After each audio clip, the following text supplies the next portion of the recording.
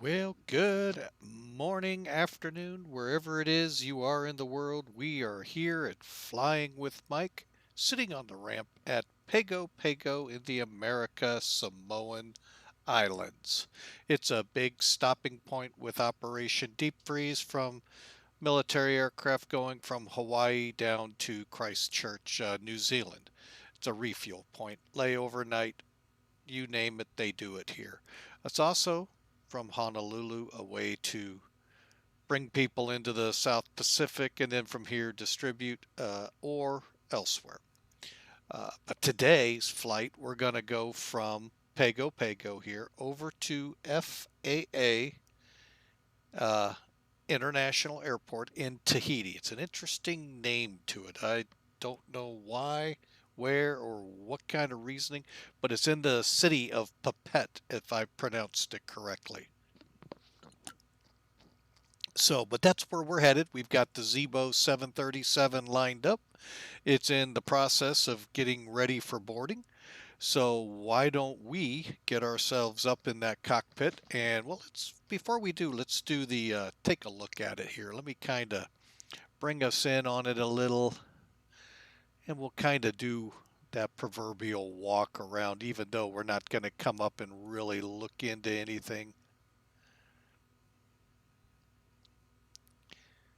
So we don't have any loaders up to the plane like we do in Flight Factor, but oh, sorry, these buildings keep getting in our way, I tell you. They should have consulted Flying with Mike before putting these buildings out there. There we go. But we're just coming around here looking at it. And we can see the chocks are in, external power hooked up. And the APU is not running yet. So there was a kind of a look at the Sun Country November 861 Alpha Mike.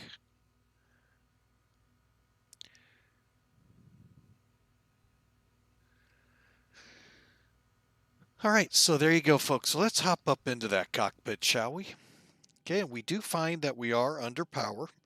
Crew has been diligently working while I was in the office getting all the paperwork lined up. So we're going to sit with the crew here real quick, do a pre-flight, and at the same time, we're going to try out a nifty tool I learned about. Oh, I didn't know that was still up. Hang on a second.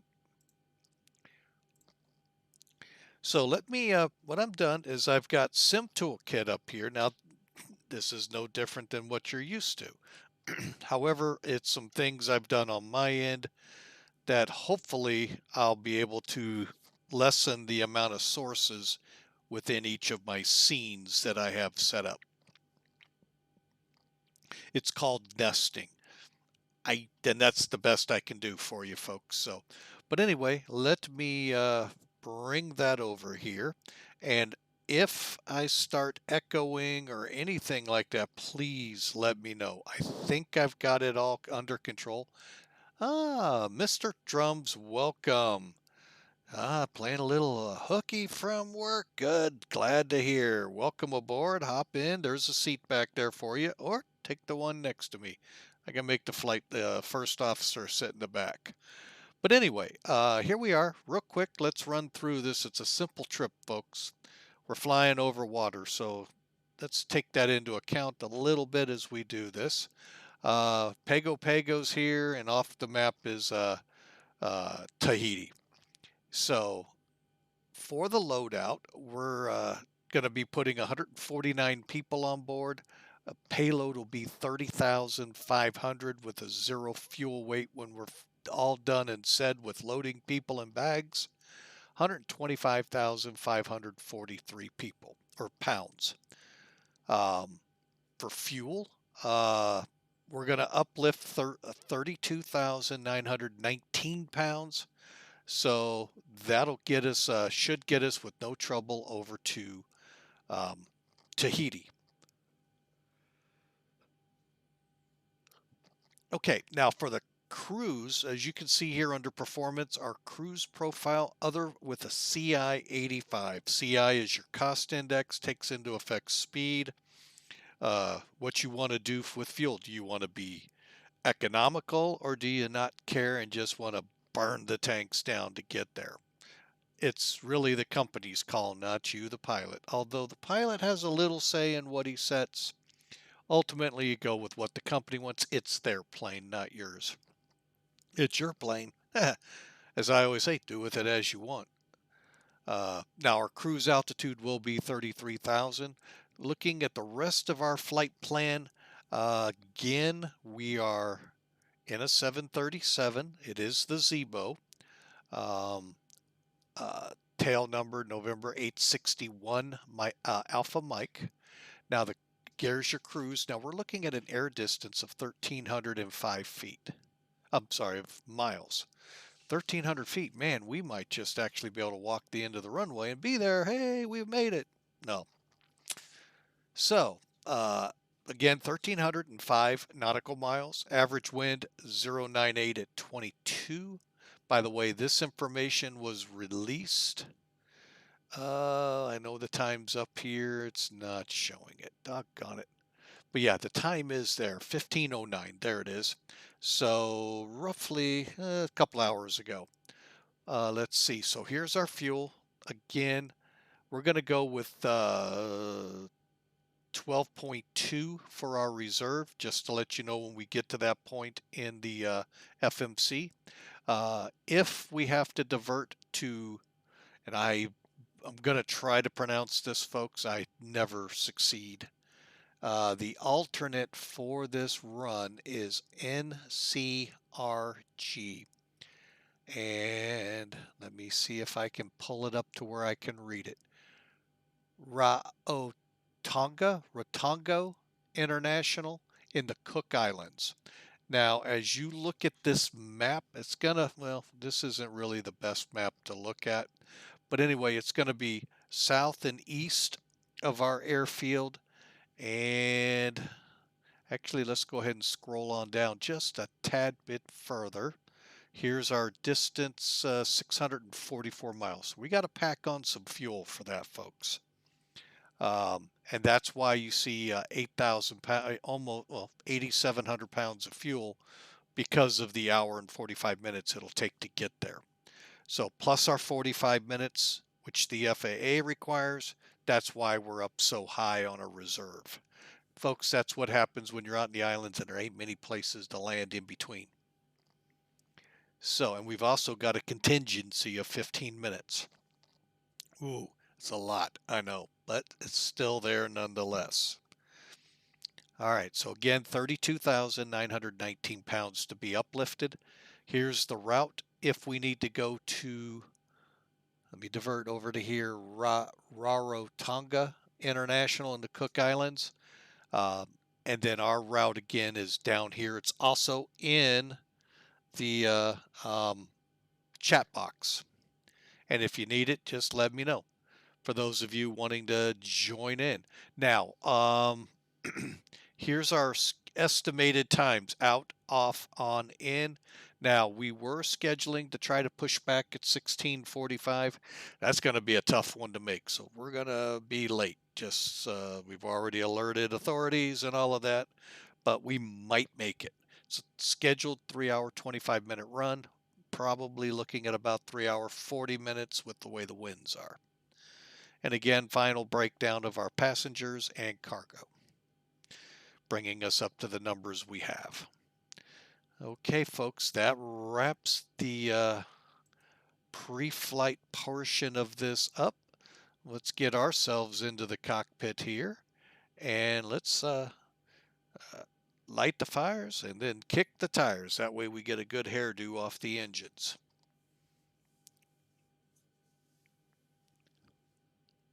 All right, so we're up here in the cockpit. We've powered up. Now we'll go through that real quick. So don't, hang on, let me set this panel up a little better. Wow. Somehow they got messed up and I don't know how. There. Okay, so we have the battery on. We have us on the standby power on. Both guards are down. And we're on ground power. So we've moved our DC voltmeter meter to ground power, RD power. So now we're going to head up and move our nav switch. Even though it says we're aligned, we're going to realign anyway. Okay, and we're going to move this switch, and I'll explain that here in just a second. Doing some quick checks up here. Checked our flight recorder. There's our Mach airspeed warning test 1. Test 2. I'm guessing one is you're approaching Mach speed, and the second one is you broke it. I don't know. I don't know why there's 2, but there are. And you may or may not hear these. Okay, passenger oxygen's normal, looks good. EECs are on and the guards are down. And the interphone's off. Audio panel looks good. Why are these off so badly? That is just driving me bonkers. Okay, so let's see where that goes. Oh, that's right. Okay, sorry about that, folks. I know you're just, whoa, where did I go? All right, so let's bring the, okay, first off, we're going to come down the IRS displays here. Okay, so to display select, I move to heading/STS. Very simply, that's going to display the minutes we have left to align. This works in PMDG, works in Zibo. So folks, I'm going to say maybe the real guys use this, because if it's PMDGs involved, usually they're pretty close to the real world ops. So anyway, we take it to align. Then to nav, you see we have 6 minutes. Waiting for the align to show, bingo. Then I do the next one. That just says when we lose power, it'll still run off the battery. Okay, and we're in align. Also, if you'll notice, we have 3 green on the gear. That's always a good sign when you're on the ground. Okay, so let's drop down to the next, whoa. Cut that one out there, guys. That was not me on my Stream Deck doing anything, folks. That was something X-Plane did. All right, so we've got the IRSs aligning. We'll finish this up here real quick. Cabin, utility needs to be on. IFE, passenger seat on. Don't ask me what those two do. I have no clue. I'll be totally honest. Emergency switch, this is your emergency lighting that you see down the aisles. Flight attendants actually control it. This arms it. Where are we? Any collision, exterior. Okay, so as we come down here, we're going to make sure we get one of these at least on. Boy, this thing sometimes is so badly out of order. We're just going to follow it. Exterior lights as needed. We already have the steady on. I'm just going to put the logo on.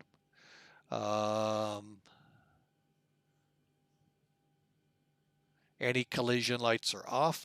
This is for your red beacons, top and bottom of the fuselage. Your strobes are at the top of this switch. You'll click it twice to the top. That's how you'll get strobes and your red and green.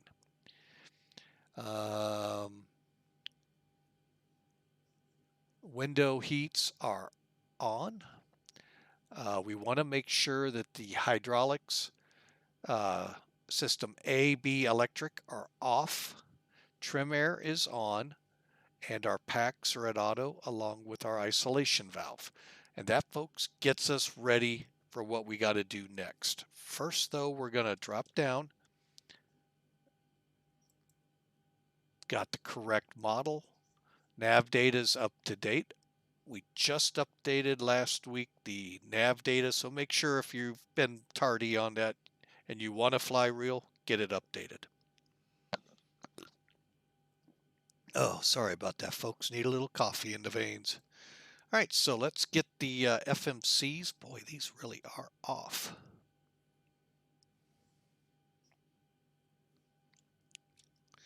Okay, I'm just fixing them as we come to them, folks. That's the airport we're at. We'll put that in the reference.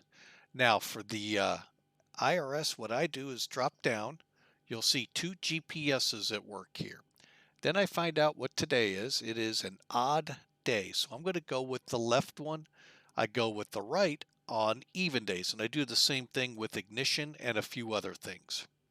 Okay, so left drops it down into the scratch page. We go back. Click the line select next to the IRS, which is this one. And we're now set there. And NSTU is at the bottom, so we can put it right there. And NTAA for the Tahiti airport. Okay, and let me just see here if they've got it set to where I can go further, or do I do it all now? This checklist is kind of, okay, we do have time. Okay, so we've got it to where as it aligns, it'll all come up and run. In a few minutes, we'll actually go in and program it. So let's hop back to here. And as you can tell, let's do it this way. There we go.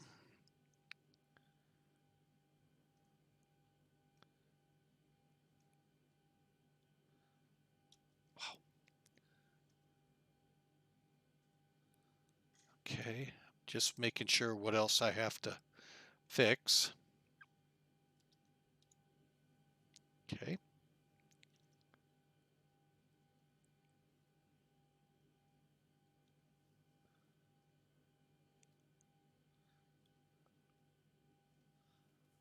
Hang on a second here. We're just going to make some quick fixes here because this is kind of driving me a little batty. There we go.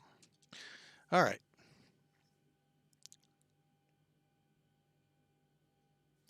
Okay, perfect. All right, so let's come back up. So we'll pick up from the IRS airport ref to the top again. Probe heats are off. Anti-ice as required. Again, engine hydraulics on, electrics off. That's the way we're set here. Fuel pumps, make sure they're all off. Right now we're not running on the APU, so it doesn't matter. Once we're ready for the APU, then of course we'll get a fuel pump on. All right, so ding, ding, ding, trim air. See what I mean? We're bouncing all over. Trim air on. Isolation valve open, way down here. Left and right recirculating fans on auto. We also want to make sure our continuous I'm not sure what CONT cab is, forward and aft are all 12 o'clock in the auto position. Engine bleeds are on. Oop, I think I clicked one. No, I did not. Okay.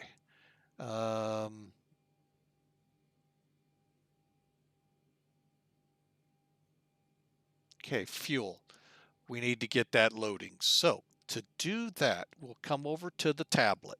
Now, if you're not familiar with this airplane, here's what it looks like when you hit W. The tablet's right over here on the pilot's left, first officer's right. And of course, I have a way to zoom in on it. Hang on.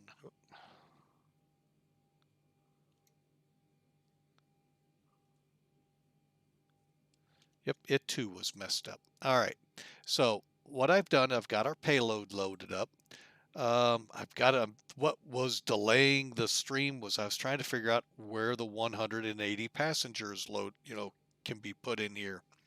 Because right now we can't go but 160, I think it is. That kind of upsets me. We should be able to go single. And maybe that's why I couldn't find it. I looked at the wrong terms. But anyway, for this flight, I don't care. All right, so here's our breakdown of how the people are in the back. We got male, female, and kids.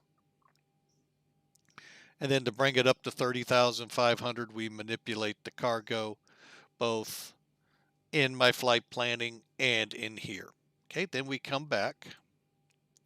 Then I loaded our 32,919. Now, it is not loaded in the plane yet. Here is what's requested. Here is what's actually in the plane. Way off. So what we do, we come back. Now, this little fuel truck call. When it's green, he's gone. When it's red, he's there and fueling. And all it is he pops in, pops out.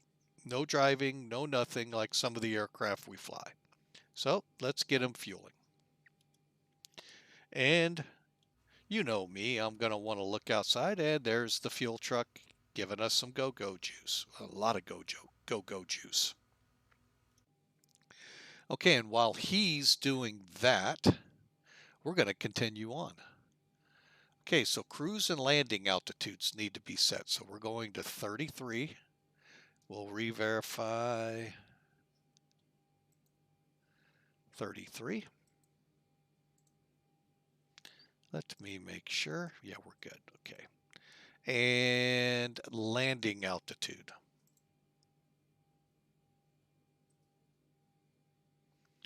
Okay, so we're departing 31 feet above sea level, and we're landing at 5 feet above sea level. It's called island hopping for a reason, folks. We're landing right on the ocean for the most part. So we're going to drop the landing altitude to 0. Make sure your alternate is set at auto, and you're looking good here on those. Dun, dun, dun, dun, dun. Fasten seatbelts is in auto, and now we can now set the route and all of that into the system. Okay. All right, so to set up the FMC, we've already put in the reference airport and all of that. Now we're going to load the route. We're going to then go to the performance. We're going to initialize our performance data, and then we're going to put in the V speeds and get our trim. Pretty simple, straightforward.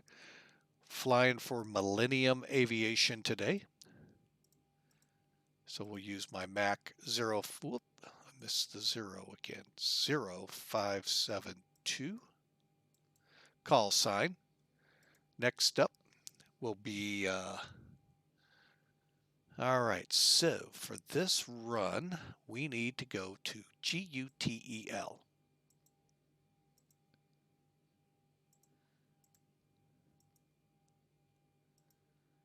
Okay, and we're in the South Pacific. More than likely, that is the correct one, because the other one's in the north. We're south of the equator. All right, so next up, I believe, hang on a second, I'm working way too hard here, folks. G224.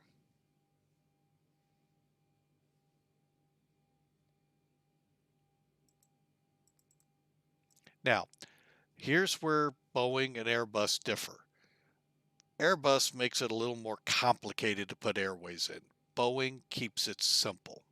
I like that. I like simple. On the left side of your FMC, these line select keys, LSKs, click the one that's the next line down. Then we're going to put in what closes that airway. I don't care if you've got, we'll just say, well, for instance, in this one, the flight plan that I have on Professional Flight Planner shows Gutel G24 to Kenag, and that's a flight level change, then to Aparu. Don't worry about that intermediate flight level change. Just put in Aparu.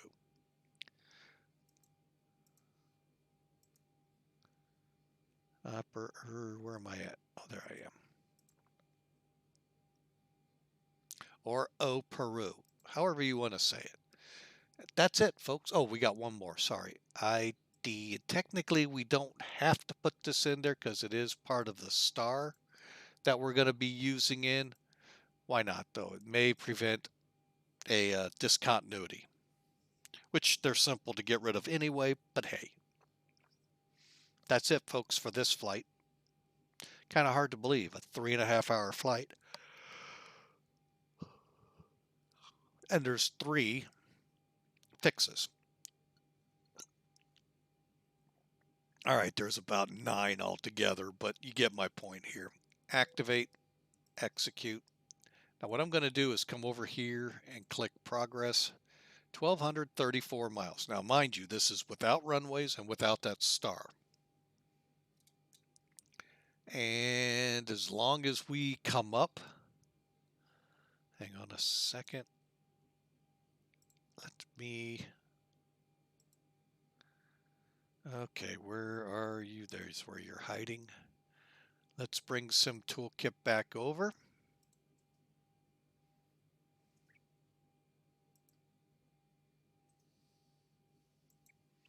Now, as you look at the flight plan, okay, so we are looking at 1,305 miles. Ground distance, 1,239. Air distance, 1,305. So as long as we fall within these 2 parameters, or even if GC is like 1,500, which it won't be, obviously, as long as we fall in there, you're doing pretty, you got a good chance you haven't screwed a fix up. We're at 1234, so we're doing good. We still got to get that star runway into Tahiti and our runway out. There is no SID. Sorry. All right, so we're going to come back, and what we're going to do, we've already clicked. Now I can't click save route. It always does that to me. I don't know why. However, I can click departure, arrival, departure, because that's where we're leaving, and we're planning to depart runway 5. And then we're going to execute, go back to the route. Runway 5's in there. Sometimes it is, sometimes it isn't. In this case, it is. All right, and then what I'm going to do right now, being that it is such a long run, we're looking at the ID, and I went too far up. UT3 Victor. Next, there it is.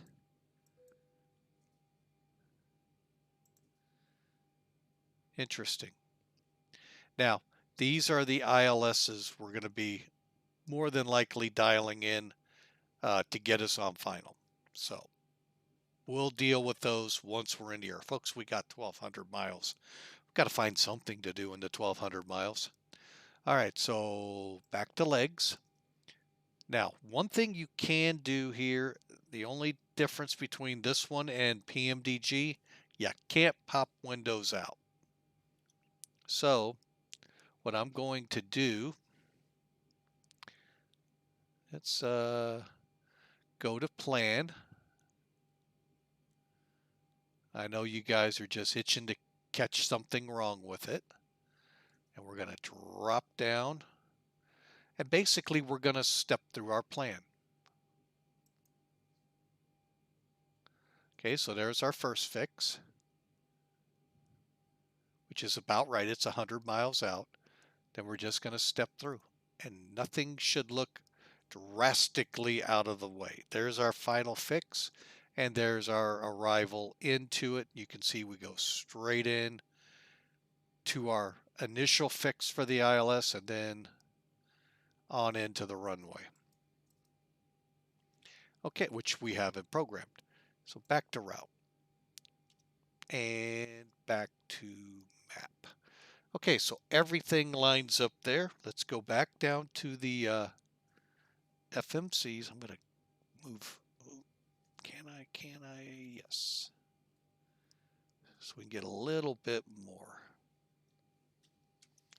Okay, so now we go to perf initial. Now, are we done loading? Let's find out. Okay, we're still red. He's still there. So they're still loading. Let's see where we are on it. Now, if you go here, we're only at 25,023 pounds. Folks, we're loading quite a bit of fuel into this plane. So it's going to take a few more seconds. However, what we can do is put 32 decimal niner for our plant. There's our 0. Now again, I told you our reserve was 12. I'm going to make it just 12.0. And you could have put 12. 85 for the cost index. Now you're seeing how all of this comes together. Okay, now on Sim Toolkit, we're going to 33,000. Here's one of those disparities between SimBrief, which is what Sim Toolkit pulls from for its flight planning data, and Professional Flight Planner, which is a lot different. They're showing us actually not going higher than 31,000. So we'll go with this, which will be 33. Okay, now we can fill in a few more boxes here. And that is our average wind, which was 0.98 at 22.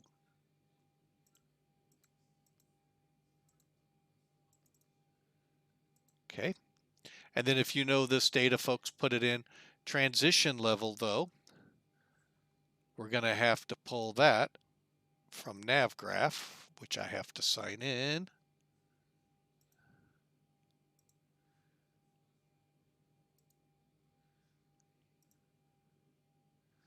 Okay, let me get NavGraph signed in.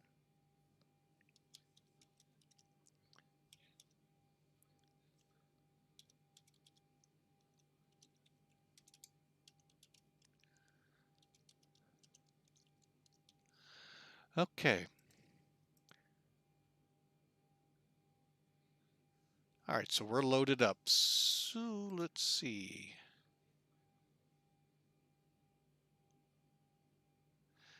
Let me see if this is going to be difficult to find. It is. All right, gotta love it. Okay, well, Sim Toolkit's not going to help us on this. Actually, NavGraph is not going to help, only because there's no SID, no nothing out of Pago. So actually, I could look one other place. What am I thinking? The approaches. Okay, so the transition levels here, altitude is, wow, they're not right. Okay, so we'll go with 15,000. Now, what does this number do? This tells the system in the aircraft when, we'll do it real quick before I hit it, you can click standard. Basically meaning in some countries, they want you like 5,000, 6,000 feet. If you're above that, everyone's on that same 299 or 10, 13 hectopascals. So that way everyone's at a unified rate. United States, it's 18,000. Pago, I thought was 18, but it's actually either 15 or 13. I'm going with 15 to be safe. All right, so we have that loaded. We have the winds. Let's hit execute. Before we go on, I see us still loading fuel. Where are we at? Almost there, 500 pounds to go. I don't want to go past this page until we have all the fuel on board. We've put on about 22,000 pounds, folks.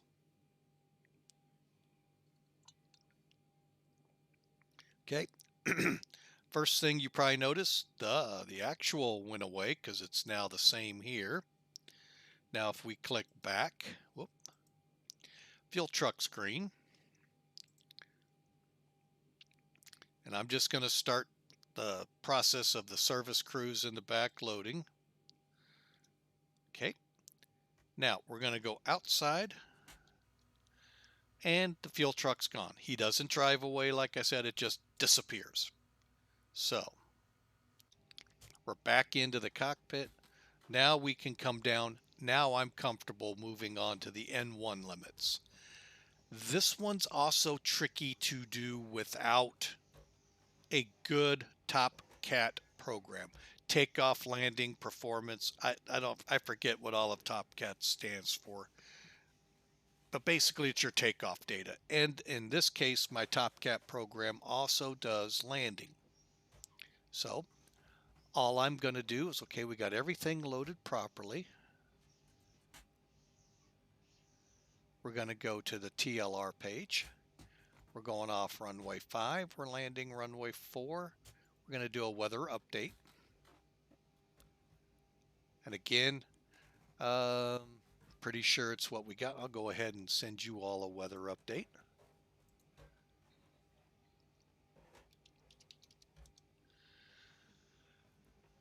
NSTU. Here we go. And there you all got the same data I do. So you see what I'm working with. Okay, now, I wish I could show this to y'all, but I can't. It's on a different computer and a different operating system. However, the good thing is I can kind of walk you through. I've got 10,000 feet of runway to work with. As you can tell, it's dry.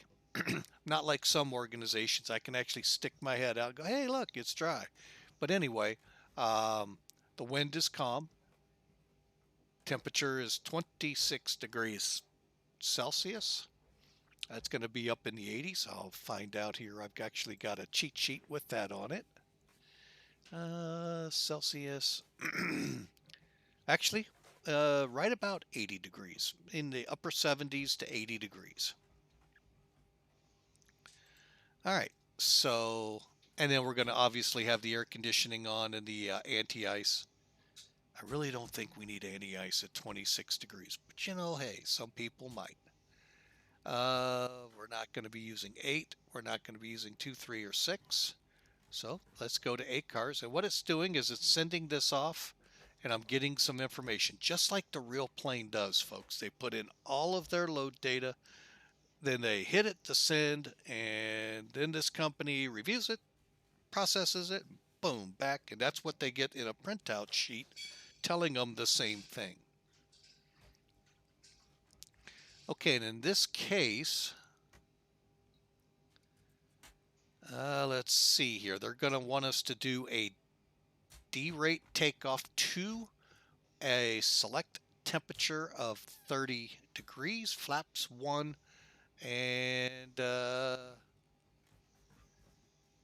we should have a margin of 1,050 feet or so if our sim matches their performance data. So that's quite a good number. So we'll go to TO2. Select again was 30.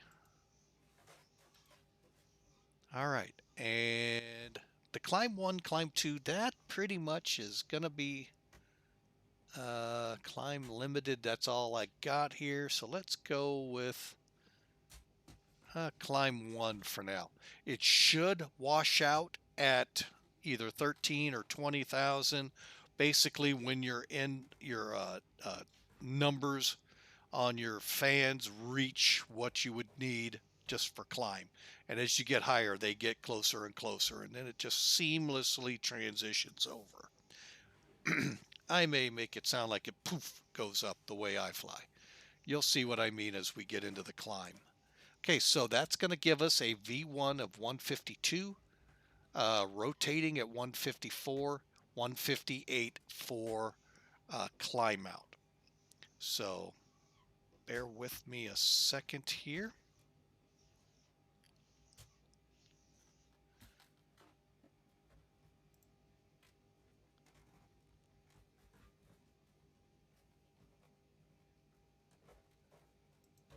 All right, so like I said, give me a quick second here. You're going to see the screen go away and come back that quickly.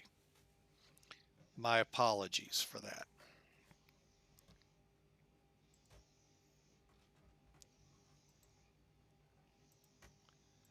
Okay, I'm just firing up my ACARS program. Let it get going here. All right, now from here we take this and we click Takeoff. Now you can click CG right now, but I go to the next page first. Wins are 0 at 0. It's probably going to want 360. Always get it wrong. Airbus is the other way around. This one's this way around. Okay, well,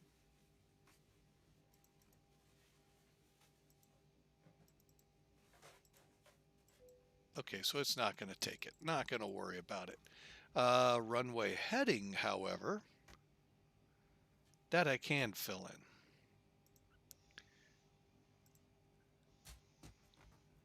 Runway 5 is on a heading of 048. Now, the reason I put a slash in, those of you not familiar with programming FMCs, I don't know how to put this gradient in. I don't know how to make this say plus or minus. But if you just put the slash in, it'll put it right here. Then there's our select, there's our outside air temperature, and I'm going to go with 1500 feet when we accelerate. Click next page brings us back to where we started. Flaps 1 departure, and let's see how close they came. 150 to 150. They're not far off, folks. So we'll go with their data. All right, and that gets the FMC program, folks. So hopefully that helped you out here on trying to understand the FMC. Let's quickly move on so we can get this plane rolling. Where were we? Okay, so we're to the altimeter. And the altimeter setting here currently is, let me scroll up on our little cheat sheet here, 2989.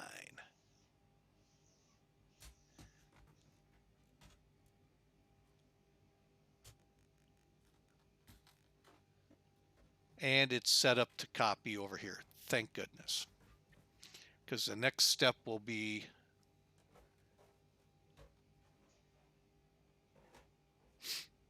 well, once we get the APU up and running, we'll get the decision altitude and the baro set.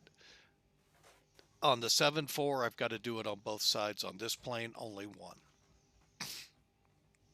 It sets it over here, thank goodness. All right, so one thing I do want to end, that's enough time of that. Okay, so let's fire up that APU. First thing, let's get the bleed on for it. Next, we're going to turn the left aft fuel pump on. The reason the pump they choose for it is the one that's easiest to get to if it doesn't work. Pretty slick, huh? All right, so we got the fuel pump on, we got the bleed on, and let's crank it up. All you got to do is come to the APU switch here, 2 clicks down. I usually hold it for about 3 or 4 seconds and then let it go. There she goes, firing up.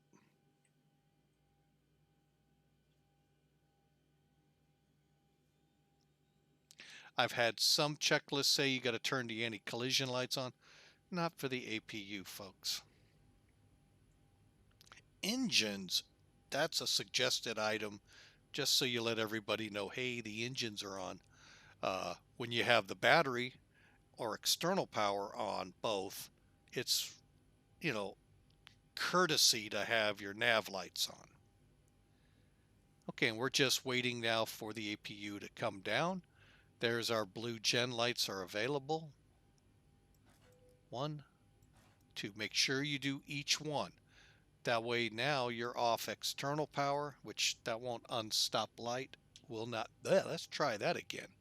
Will not turn that light off. And ground, you can disconnect the GPU. Okay, and yes, folks, I know it makes you think it's there, but it's not hooked up. And why are we locked? Oh, I know why. Never mind. Okay, I'm sorry, folks. Go back and we'll close everything else. Okay. All right, so we're fueled. We are ready to begin. I'm going to get my ACAR program ready here real quick. And we'll get rolling here. Just got to get the flight found. Pago to Tahiti. I'm up and running. So now we're to the point where we're going to do the pre-flight procedure. Basically, it's kind of worded weird on this checklist. Really what we're at is updating the MCP. So we're going to turn the flight directors on. They're this switch and this switch. You'll see FD and FD here. We're going to leave the auto throttle off. We're going to set V2 plus 15, V2 being 157. And those of you with children in math, time for you to go to them and say, hey, what's V2 plus 15? And if you word it that way and they look at you, what did you just say? They now need to know you go, you're in algebra, remember? No.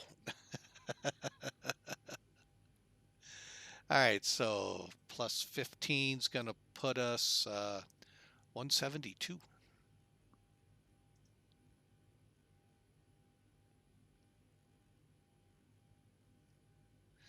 Okay, runway heading 48.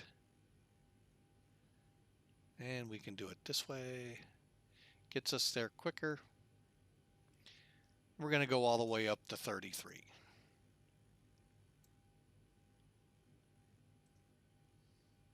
Okay. All right, so we got Mach heading, altitude, fuel flow switch. Let's go ahead and reset. Okay. Minimums borrow. This is the ones we were talking about. So we're going to set decision. Kind of like 100. That's pretty cool. And we're going to set borrow. 200 or 400. We'll go with 200. Just because one guy I listened to said that's a good one. Gear lever is down, which that should have been in our preliminary check. 3 green. Speed brakes. Now we're moving down to here. Speed brakes are down.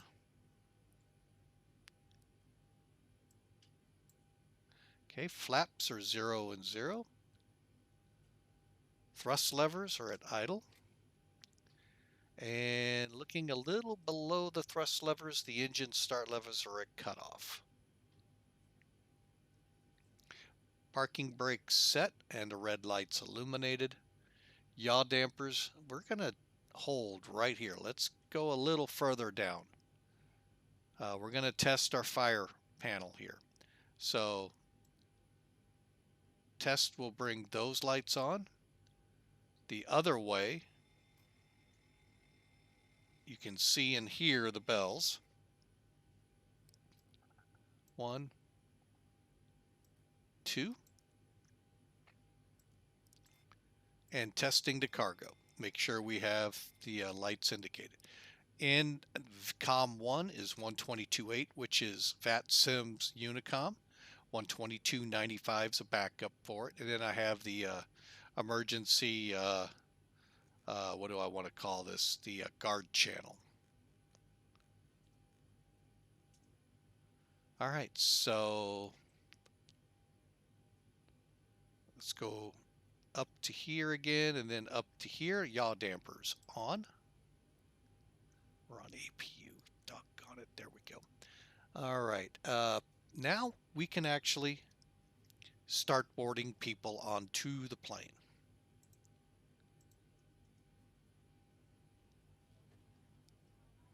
And I'm going to try and find this sound.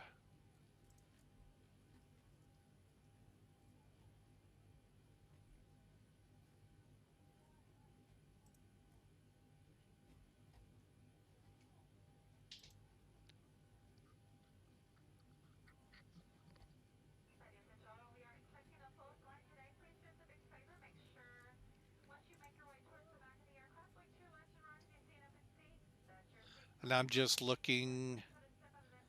Nope.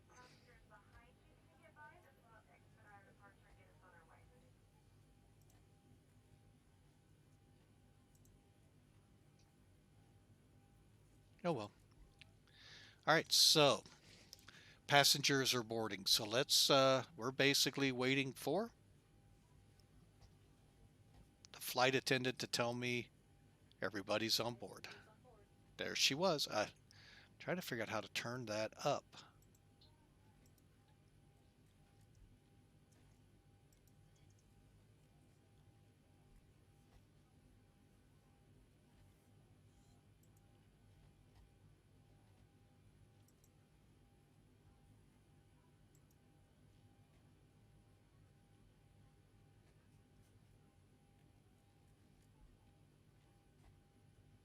Okay, not there. All right, we're not going to worry about it. We'll try and figure it. Oh, wait, PA sounds. That might be where I find it.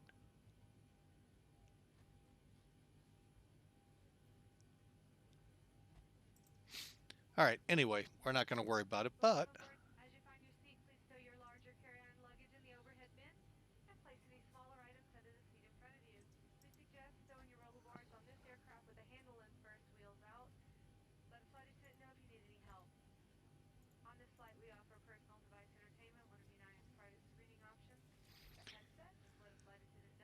okay. So we're to the pushback.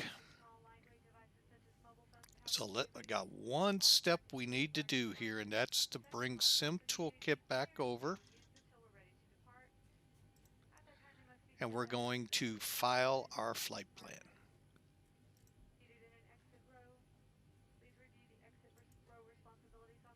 Okay, now for those not familiar with this program, what we do, you've got right now what's showing is the the airport here at, I'm just checking something here, folks.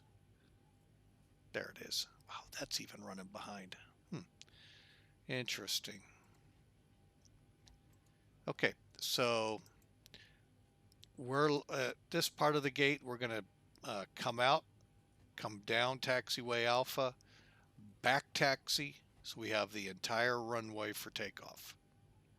If you end up in the lagoon here or out in the water and you didn't back taxi, well, either way, it's on you, but it's really on you if you left extra runway for takeoff. All right, so let's pull nav graph out of the way. We're going to come up here to flight. We're on VATSIM.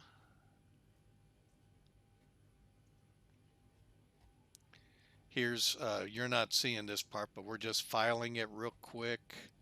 Time on the roundup here will be 17:30.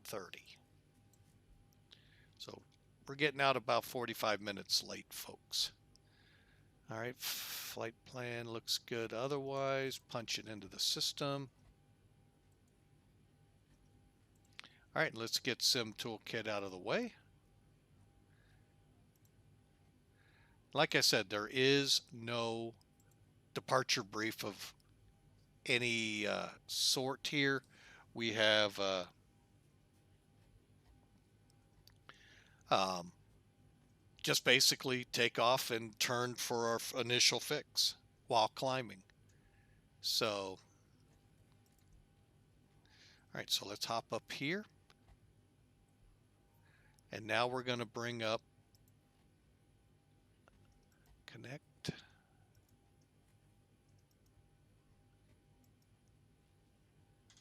All right, so folks, if you want to join us, we are at November Sierra Tango Uniform.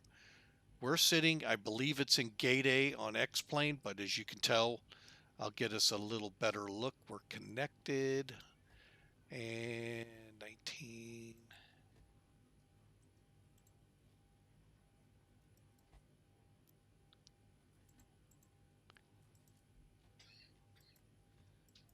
Okay, we've got our flight plan filed. So let me pull up here. Gives you an idea of where we're at. Real good rendition here from X-Plane, as always, what you expect. The water is a little iffy. But there you go, folks, giving you a little taste of what things look like here in the America Samoas.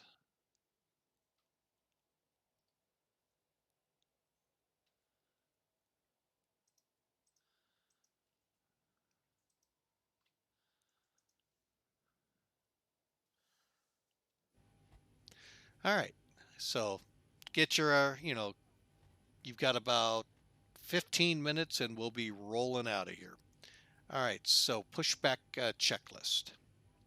Heading up top, once the electric hydraulic pump system B, that'll be this one, turned on. Pumps with fuel on.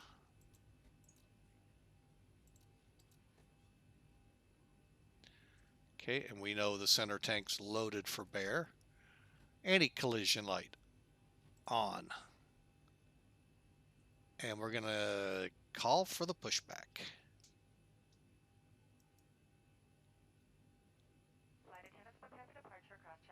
Stand by. I just made a mistake. There we go.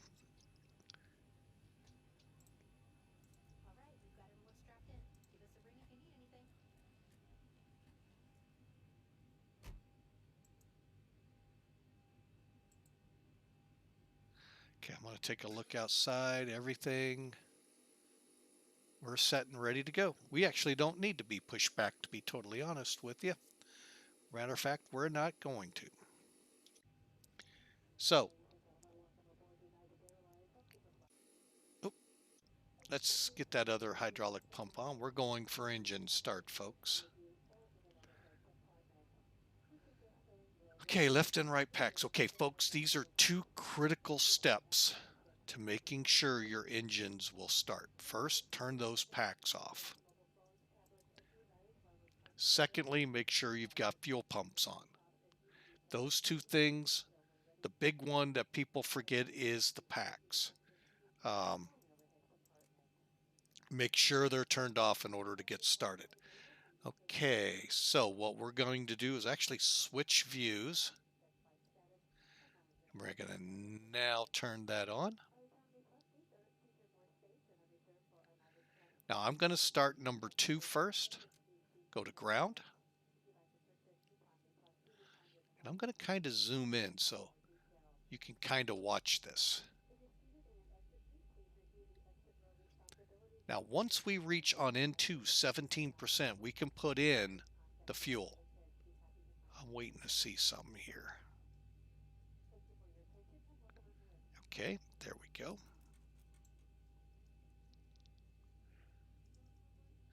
When the EGT starts going up, then you know you got a light off. Your fuel will go up, your oil pressure, and all of these will slowly begin to come up. At 52 N2, this will click off up top.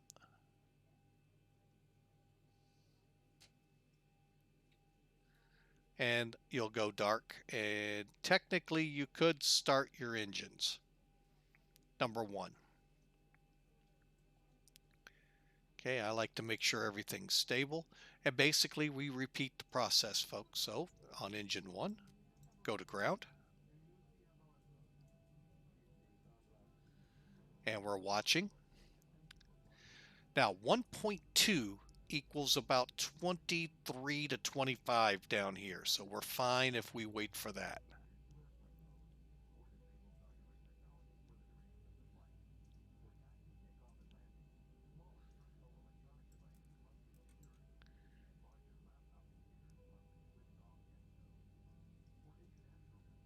Okay, oil pressure's coming up. The rest will come with time.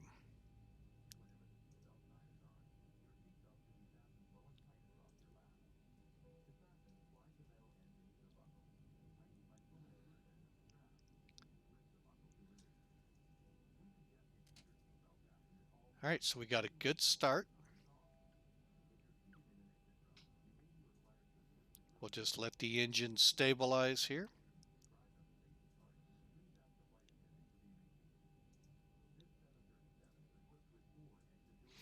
All right, so we're fully up and running.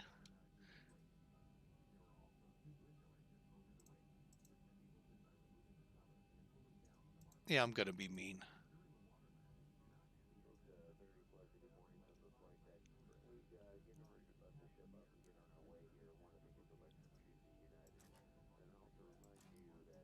Okay, we are now off the gen for the APU, so we can now shut it down.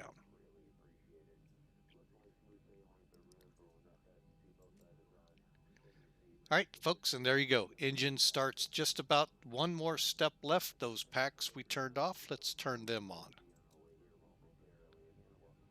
And then that'll start putting the air into there. And we're ready to taxi, folks. So come down to here. Okay. Takeoff flaps. Let's set those to 5.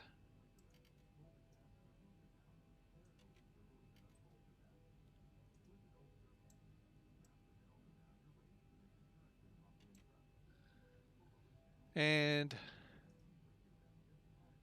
5 is right there. And we're green. Okay. Blank this, but we're going to turn that on. We're going to do a quick look at our. Okay.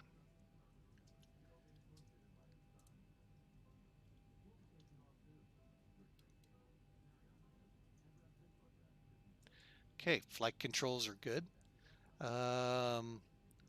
Flaps are set.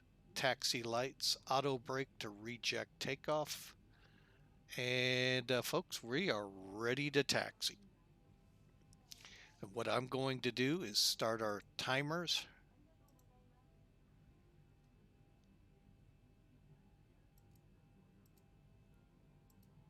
Okay.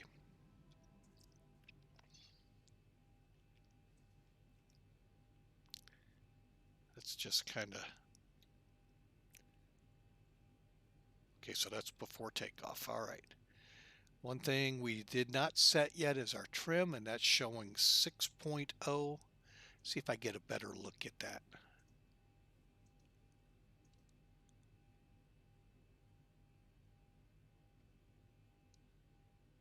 Okay, there we go. Let's get to taxiing, folks. Parking brake off.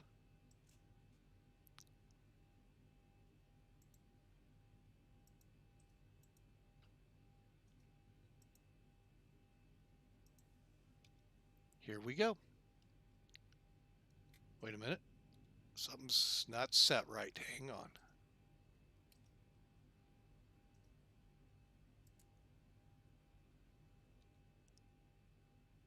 Any ice.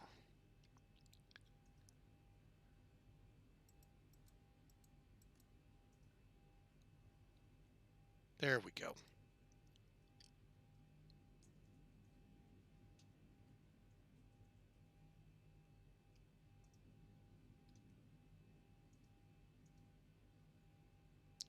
All right, folks, and we are now taxiing out. Now, for those of you curious why the wing lights have not been turned on yet, that is because there is an announcement that's tagged to it, and I will also not be turning them off once they're on.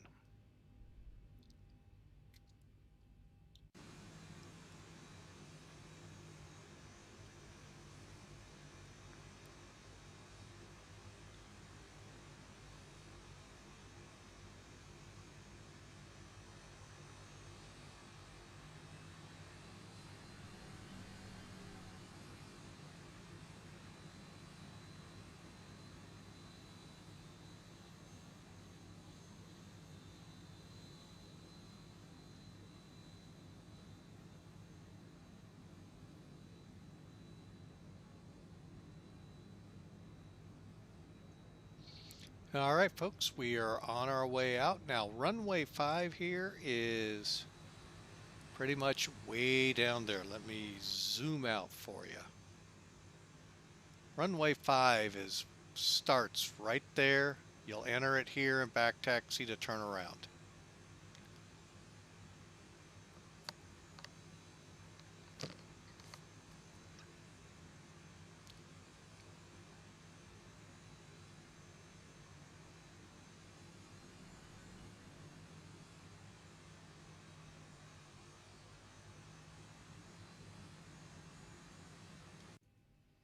Okay, let's get into cockpit. Folks, we'll see you at the end of the runway here. We got a little ways to go.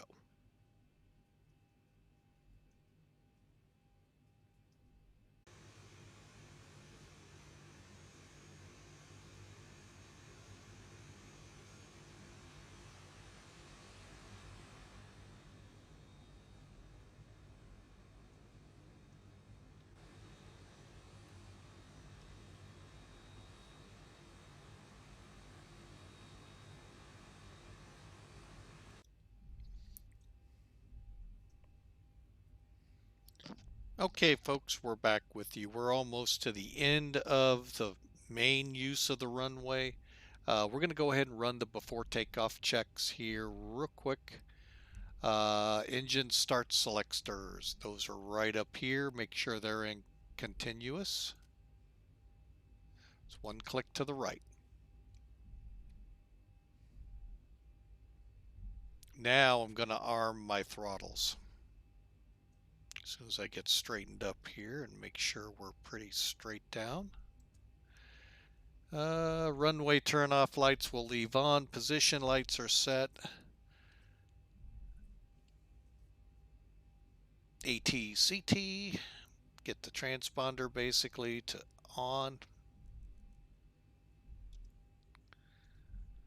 That's the ILS hold. Heading bugs to the runway. They are.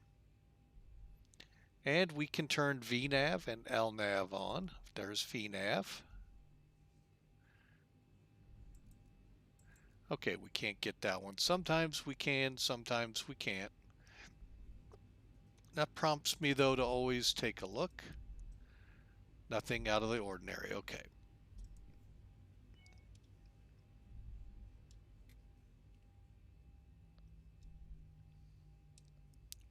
Lower ECAM is now blank. Pago traffic. Mac Air 572 back taxiing runway 5 for departure to Tahiti.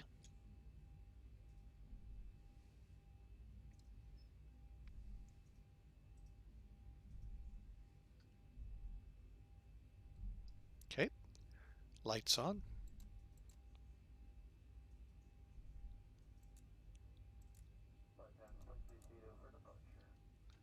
Oh, we got crooked. Sorry about that, folks. Okay, the cabin is secured. Have a good flight.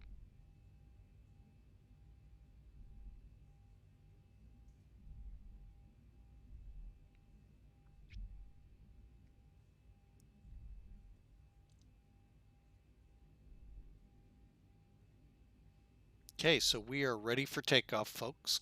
Timers are ready.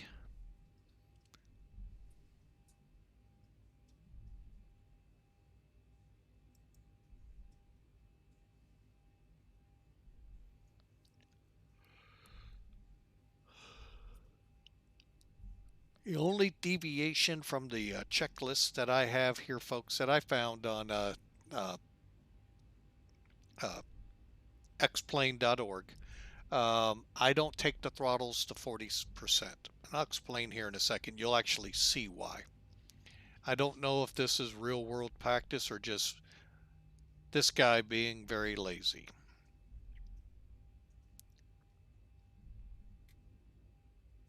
Also, don't pay attention. Here, I'll show you the clock time that I'm going to mention. We are running at an offset time.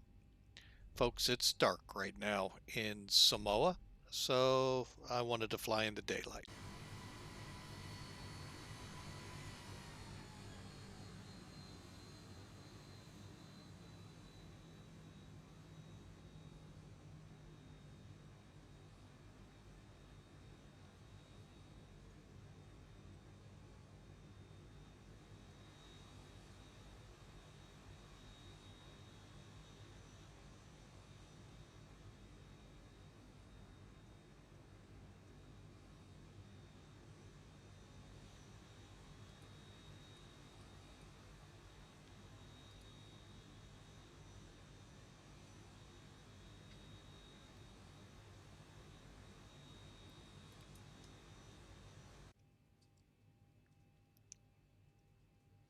All right, parking brake is set. Let's take a look at the panel here. Config checked. Flaps green and 5. Stave trim is at 6. Takeoff briefing completed. Cabins prepared. MCP is set. Transponders on TARA. Strobe lights and landing lights are on before takeoff is complete. Excuse me. And getting that on here as well. We're going to also put the weather on this side and the terrain on this side.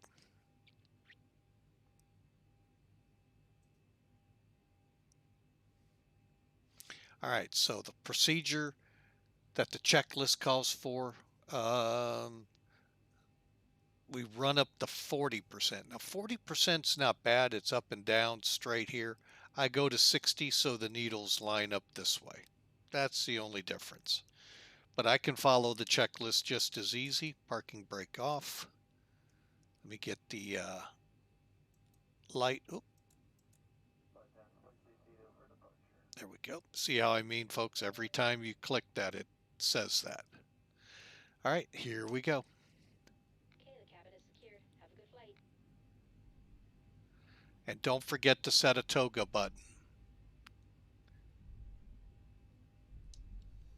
There is no cheating on this plane.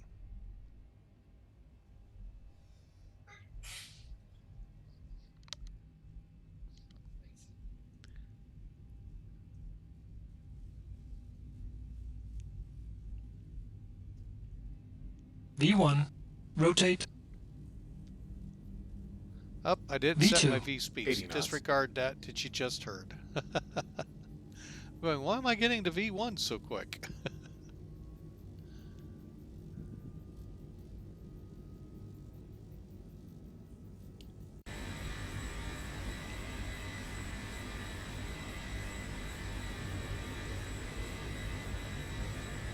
Ten.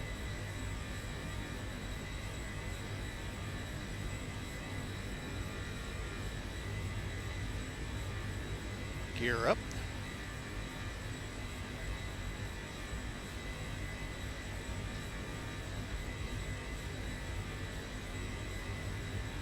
Gear up.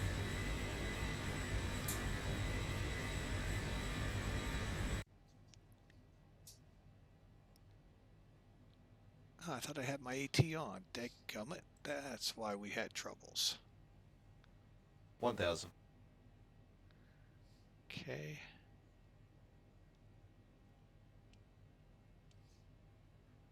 All right, and we're going to go ahead and engage the autopilot.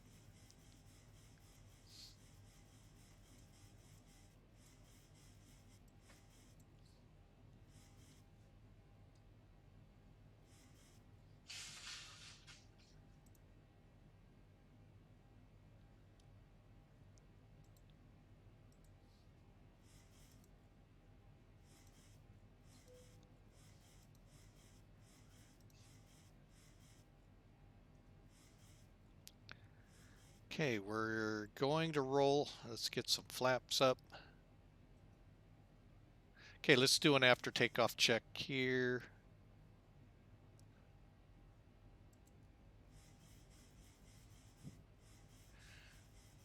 Okay. Flaps on procedure, they're coming up to 240. Actually, I want to make sure on something here.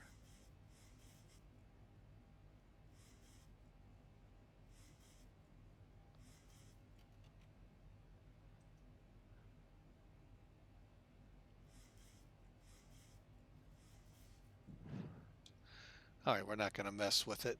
And auto brakes are off. Okay. Engine start selectors to auto at this time.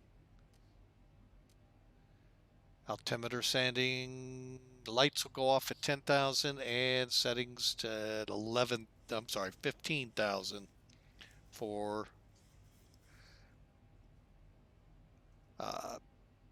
transition. I'm setting these out a little bit. There you go, folks. We're on our way. through 5,000.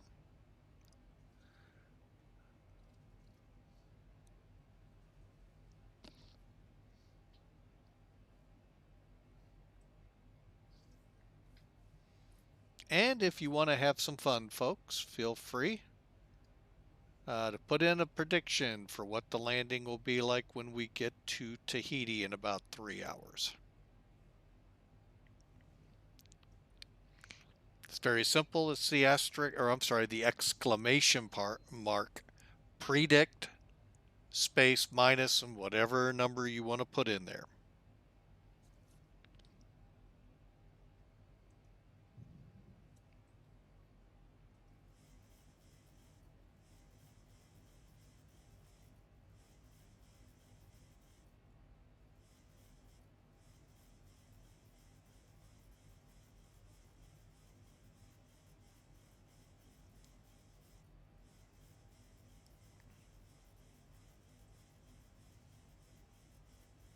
Now on takeoff, watching another streamer, I believe it was the flight sim guy, he mentioned using the trim to control your attitude on takeoff. Usually I set my aircraft and then trim, but he said you may have to adjust with your trim. By the way, we're coming up to 10,000 feet.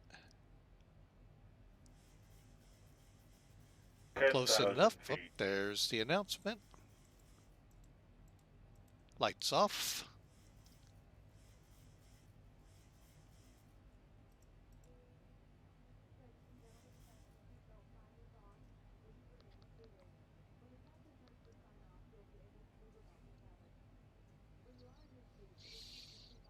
All right, folks, we are on our way, and we're now accelerating up to looks like about 310 or so.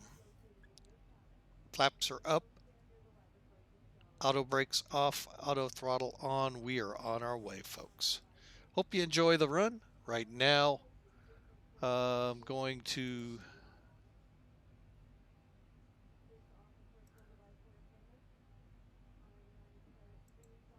bring in the overlay as we punch through some clouds here. Let me get in here and take a look.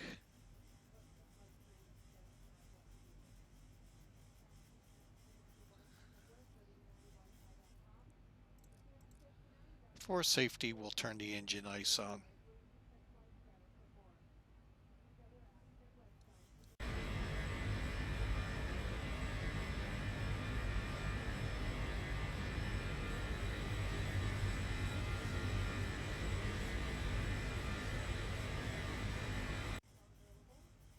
I like to watch it here because sometimes she really gets into some violent bobbling.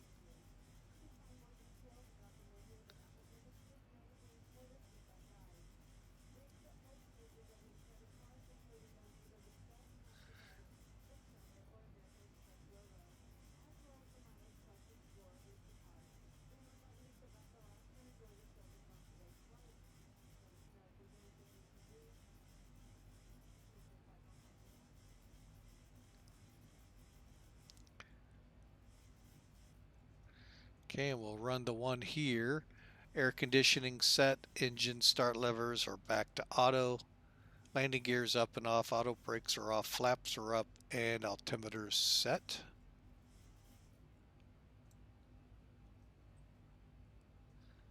And you can kind of see it here. It'll be easier to see over here. That's when you cross your transition level. So all you got to do is click standard. Boom. You're on the one or on 29.92. We're going to switch to HEPA because that's what they use at Tahiti. We're blanked on the bottom. We'll put the main engine gauges down there and just continue our climb. Let me just kind of roll that down to that point. There we go, folks. And I'm going to go ahead and set us to climb. And what you'll do here to do that, let me bring us down to we'll go to the initial, index, performance, N1.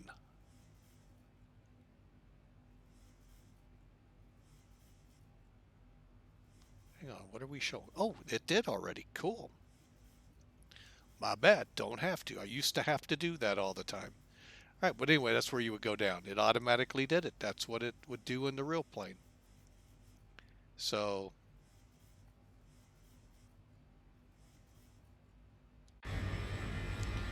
all right, folks, we are on our way. High above the South Pacific. 18,000 feet. Fortunately, I can't change that on this ACARS program. Wish I could, but I can't.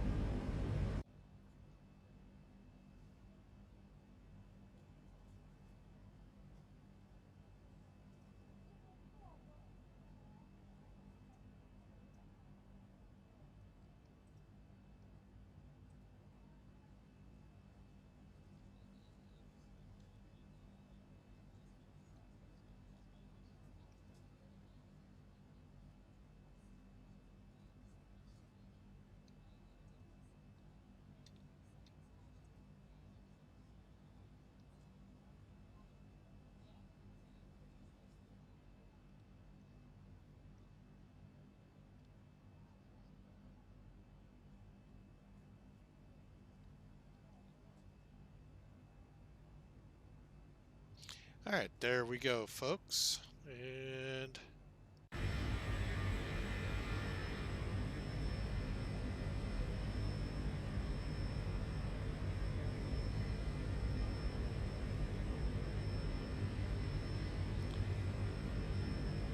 not a lot of anything to look outside the airplane. So, folks, we're going to roll the music now, and hope y'all enjoy the flight.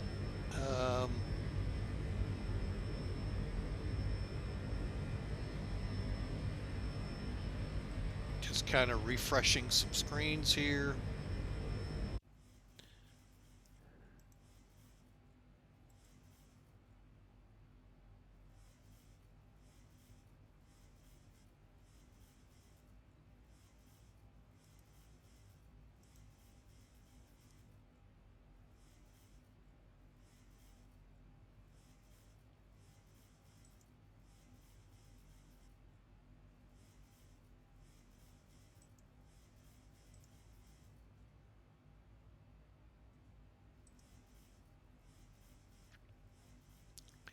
All right, so I hope you're enjoying the flight. We'll get her outside here again momentarily. I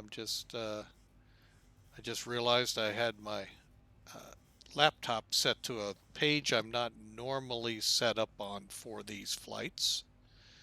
All right, there we go. That looks better. I was going, man, I can't see some of the information I usually do. All right, so we are cruising on up. Let's see what altitude we're passing through. About 25,000 feet, headed up to 33,000. And, well, folks, we're going to just relax and enjoy the ride. We're showing up on VATSIM for those of you that want to join in, going from Pago in the South Pacific to Tahiti.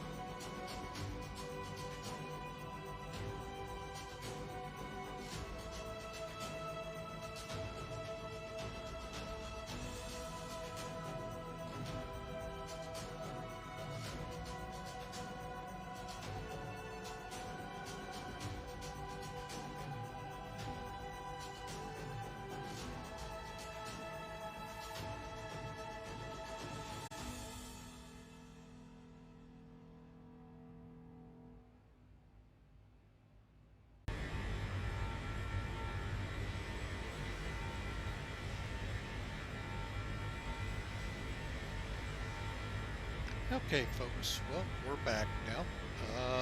Hopefully, I've got everything suppressed out pretty well. We're going to get this arrival brief in. We're hitting about 300 miles out, just a little shy of it. All right, so as you can see on the FMC, we are now 228 miles from Iduda and 156 miles from Operu. Operu, or Operu, however you want to say it. That was the end of our route. So we're getting ready to roll in and get on the arrival. So for that, I'm going to bring Sim Toolkit back into the fray. And let's get into this. Okay, so you can see where we are as NavGraph shows us. Here's Operu, and then Iduda is there. So let's look at the Iduda 3 Victor arrival. Okay, so let me first slide out a little on here. Okay, I've got the chart sideways because it's easier to read this way, but the ATIS, as you can see, is 128.8, and we're 5 feet above sea level on this airfield.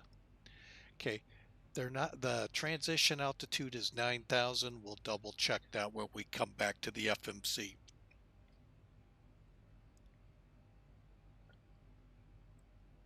Sorry for that pause there, folks. Had to get some coffee.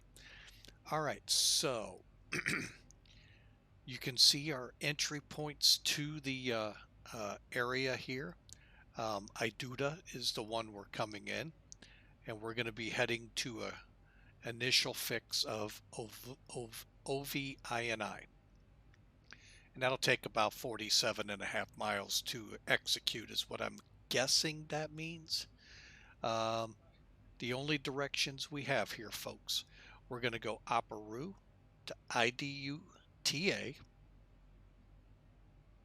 From there, 072 to the DME 20 TAF. And TAF is the Tahiti VOR, and that's 112.9er.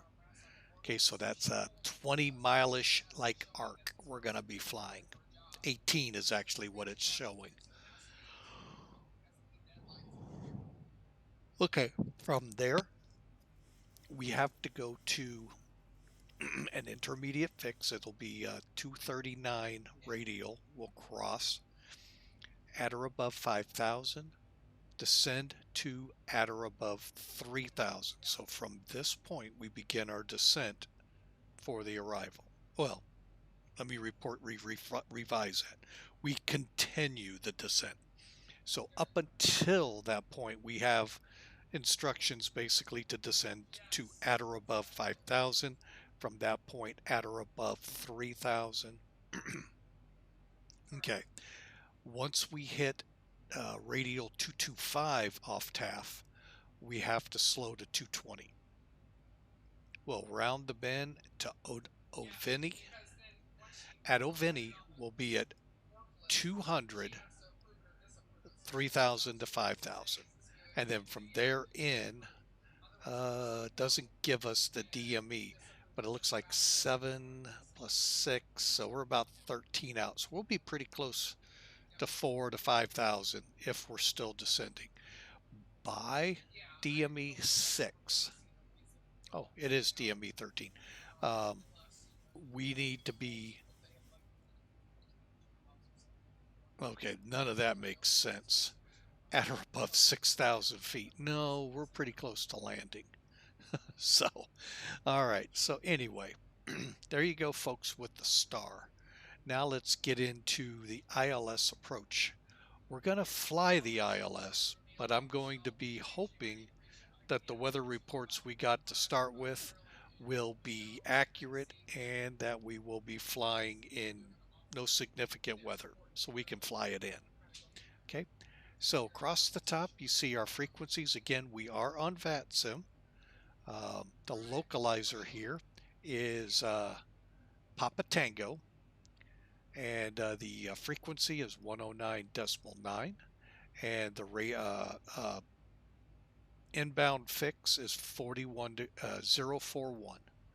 Okay, again, we're going to be coming in and we started at 13 DME to TAF Oveni. Now, we should be at or around 3,000 feet at that point, because in about 3.5 miles, as you look across the second row here, here's our final approach course, 041. Let me kind of zoom that up. It's kind of hard even for me to read. We're on the ILS Z for runway 4, and I picked this one because Oveni's on it. At DME 9.2, we have to be at 3,000 feet or descending on the glide slope already.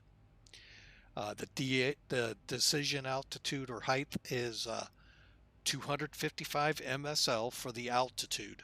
For the height is 250. And again, you see the airport elevation. If we go missed approach, it's pretty much straight ahead to the TAF VOR, then on the 042, so slight turn to the right to Mona, and at DME 13, that's where Mona is, we should be at 3,000 feet. At Mona, we climbed to 5,000 feet, then returned to Oveni and hold. Transition altitude is 9,000 feet. We are required to have DME. We have that, and it is functioning. At Oveni, wait 10 minutes before executing a new approach. So if we go missed, we do the quick procedure turn to come back on the approach course, basically out to Oveni. Same thing. We're going to do a procedure turn and get into the hold for about 10 minutes. Pretty simple stuff, folks. Hopefully, we don't have to worry about it. So, at Oveni, you can see, again, we're at or around 3,000. Here's where we got to be on the glide slope or at 3,000 feet. Either one. Either one of those. Now, if we're on the glide slope but not at 3,000, we don't have to go miss. But if we're not on the glide slope, we're not at 3,000 feet, we go on a missed. Otherwise, we continue down. Pappies will be on the left side. Runway end identifying lights will be there. 3,000 feet. Here's the picture of our missed approach. Here's our minimums, 255. And there you go, folks. That is the down and dirty of our approach brief. The only thing I have not gone over yet, and we're going to do right now. Oops, hopes to have my ACARs up. TLR. Okay, 5 and 4. And update the weather. Let's make sure no changes have occurred, because that does happen, and it looks like it might have.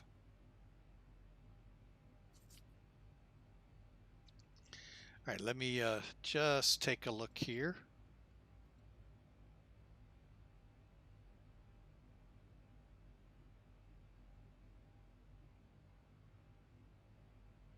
Okay.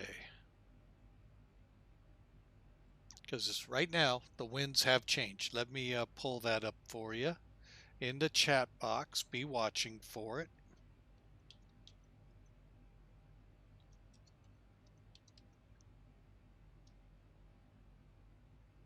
And you can see we're now 240 at 5. Again, still no significant weather.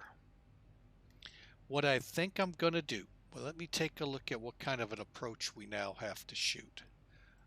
So hang on a second.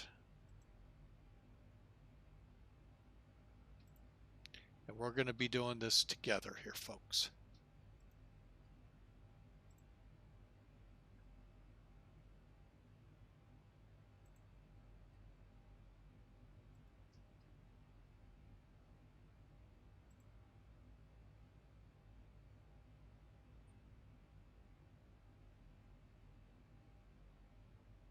Okay, so we're not going to be able to shoot the star, it looks like. All right, so let's go to the approaches.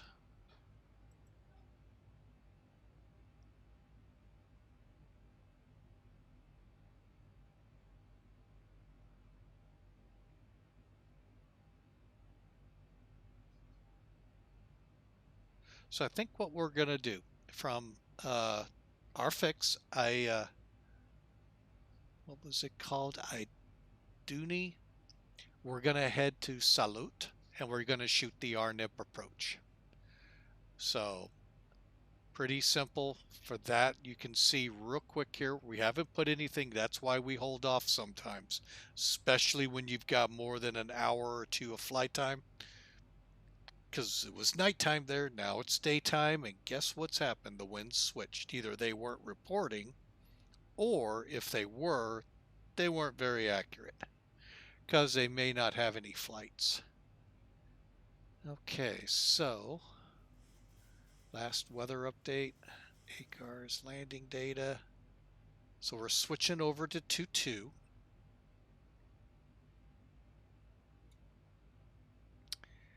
And let me see if I can get lucky. Yeah, we can. Let's see. Got 11,000 foot runway. No need to run flaps 40.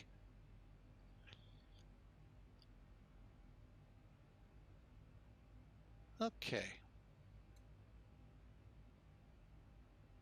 So real quick, we'll run through this. It's even quicker. The RNAV, there is no frequency to dial in. Final approach course is 221 again. It's the reciprocal of what we were doing inbound from Ovini. However, FAA 22, that is, looks like 3 miles from where we intercept at Mona. We got to be at 3,000 and on glide path. So on glide path here means we're watching the VATSIMs or we're starting in on the runway. LNAV, RNAV, VNAV, refer down here. Minimums for this for us are LNAV, VNAV, 555. We only have LNAV 710. RVR has to be at least 1,500 meters for, or 1,500 M, assuming meters. Pappy's again on the left. And what we'll do, again, we're going to go to Salute, Mona, track inbound on the 224. If we go missed, we climb to Ovini, speed a maximum of 200 knots, then enter the hold, climbing up to 5,000 feet. Then join Travis to 5,000. To Tavis. We'll hold there and come in when asked. LNAV VNAV procedure not authorized below 5 degrees Celsius. Holy mackerel, if they get that low, that high up on a wow. And then lost. Yeah, okay, we're not worried about that. All right, so there you go, folks. Real simple. We're just going to do the RNIP approach. So that actually is going to be easy peasy. So with that, let me see if by chance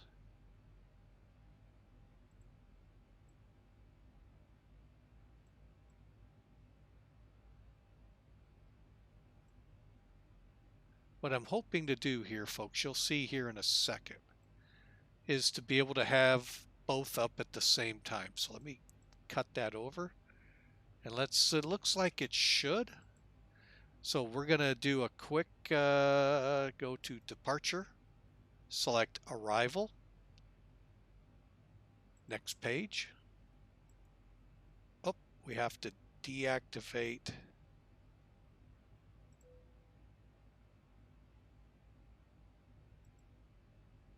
RNIP 22, salute,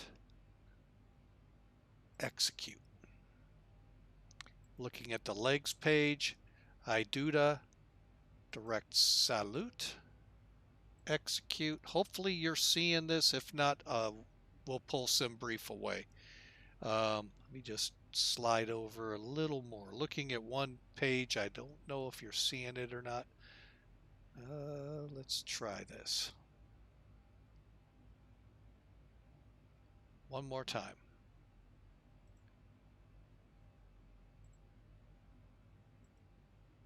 Oh yeah, you should be able to see that. Okay, so you see what I did. We just basically went from IDUTA to Salute. Got to be at above 3,000. Then Mona, 190 and below on the speed, still at 3,000, FAA 22 at 3. Then we start our descent in. We should be able to see the runway at this point. Fingers crossed, but we will start down. Okay, folks, so there you go. Hopefully that's pretty readable for you. And we'll execute. Let me go to the progress page here real quick. Okay, we're now 190 miles out, 86 miles from top of descent. So we're getting in close. Okay, now V speeds again. Hang on, let me it didn't okay. So we're looking at a VREF of 146 at 30. We'll go with the 147. 1 knot's not going to kill us. Unless it's at stall speed. But so we have 11,220 feet available. We're going to require 5,400 feet of that, and it's going to leave us, none of these numbers ever add up.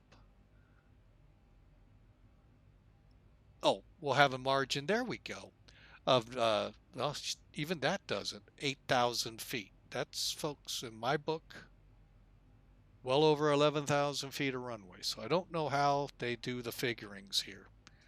Hopefully someone can explain that to me in TopCat. But anyway, we've got plenty of runway coming in, flaps 30, VREF at 147. We'll do an approach at 153 to 160, and we're going to come down the RNIP. So there you go, folks. That's the arrival brief into Papeti,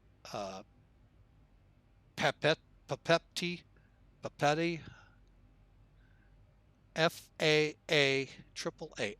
How do you get that as a name for an airport? That is awesome. But anyway, we'll be there shortly.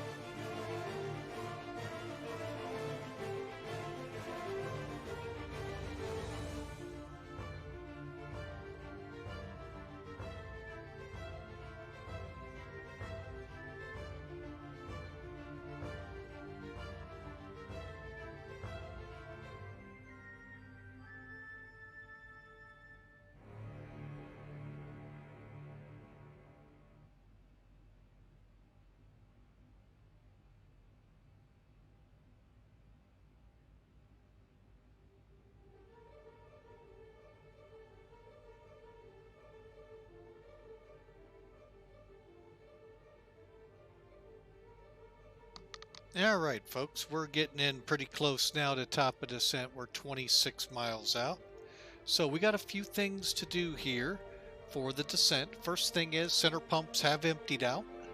So let's get up to the top panel. Let's get those closed off. Come back down here.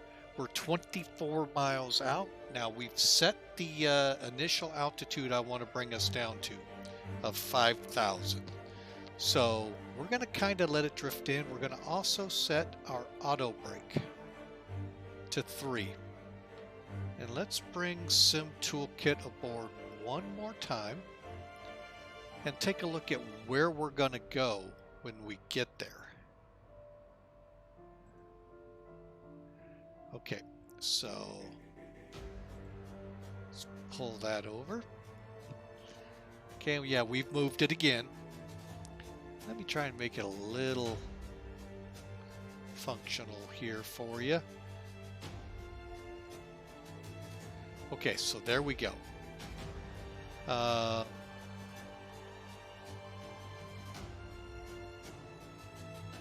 So we're going to be landing on runway 22. I'm hoping to get off at Gulf, but we may get off at Sierra. I do want to end this song here in a minute. We're going to be heading to the south ramp here, and I do have a parking chart. We're going to head for either 1 or 2. So, worst case scenario, we'll turn on 3. We'll see how all of this works when we get there. But basically, that's the game plan when we get on the ground. So, all right, so we got that stopped in time this time. I actually liked the song before it. I wanted to try and catch it so we could use it again, and I missed it. All right, so there you go, folks. That's Sim Brief. You can see we're really getting in close here. Why are we drifting off? Oh, I know why. So, we're drifting right in on course. And let's make sure everyone sees that. There we go. And at 7 miles now. We're going to see if the airplane actually descends on its own like it's supposed to.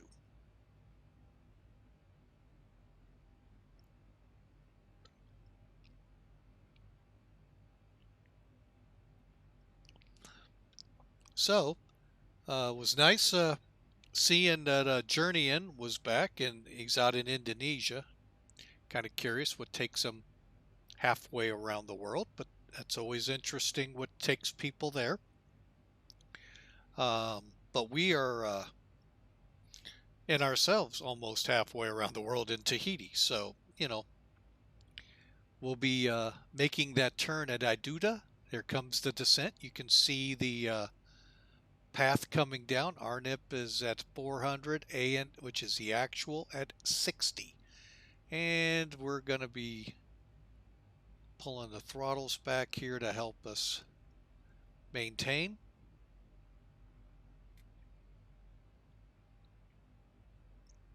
As we begin the descent into Tahiti. But anyway, we are now 33 miles out. We're 13,000 feet. And Tahiti is right out the window. Let's take a look.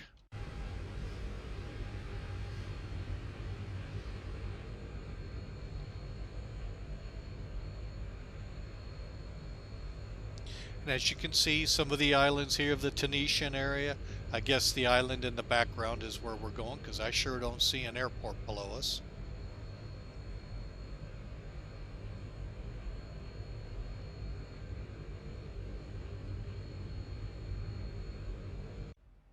All right, we're coming up on the decel, so let's get in and start getting things ready for the approach.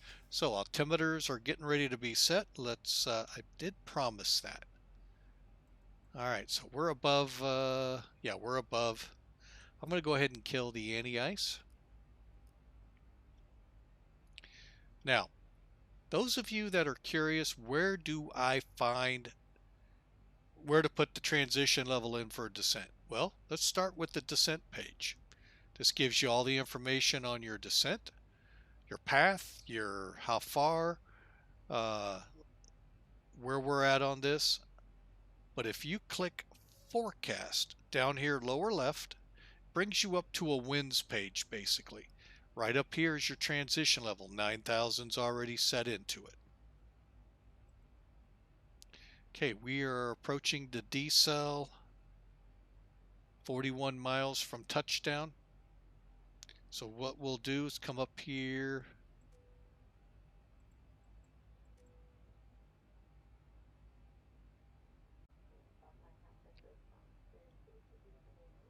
Okay, and we are slowing at this time. Okay, we're going to dial down our range. And that also dials down, and we're going to switch to DA. Okay, now here's our RNIP. Would really 10,000 feet. Okay, and we're below the speed. Let's go up here, kick our lights on. And folks, kick them all on. From what I've been told by real world pilots, when they're up in the wheel wells, there's a micro switch that's tripped. And that will actually physically turn the light off in the wheel well. But it really doesn't matter if it's on in the wheel well or not. Unless you're a stowaway and you can't sleep. Sorry about that. But anyway, should have paid a ticket and sat in the comfortable seats. But anyway, understood. Gonna leave it right there.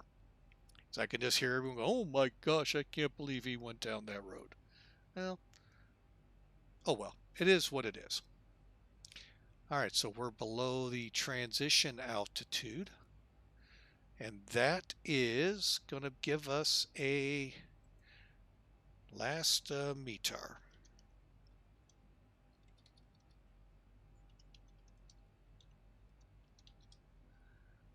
1014. Love it when it's simple. There we go, folks. As you can see, we're on the glide. In the computers generated how the glide path should look. Right here, right here. We're coming up to the glide path. Oh, I'm sorry, to the RNIP for runway 22. And let's see what we can see outside here for a little bit longer.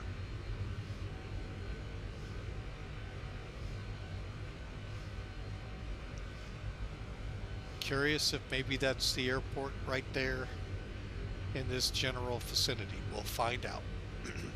Got some clouds though to go through, it looks like. And that was pretty noisy. I'm not sure if that's some sim noise I gotta pull down or if I gotta get into these.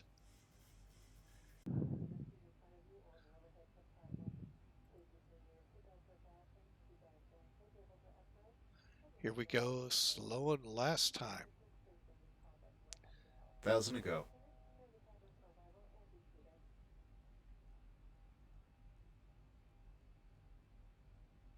Okay, we're going to go on down to 4,000.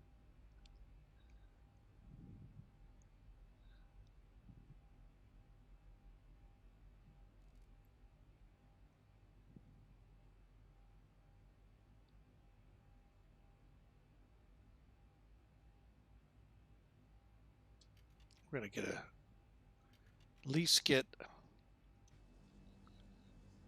watch them come out on that side.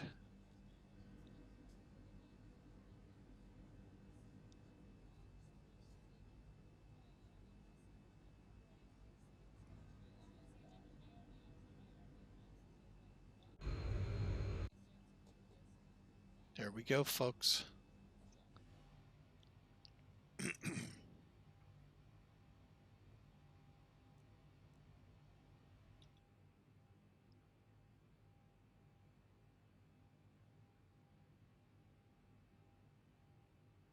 $1,000 to go.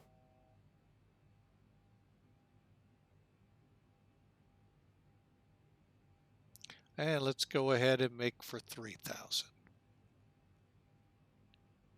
Real quick. Hopefully this will be real quick.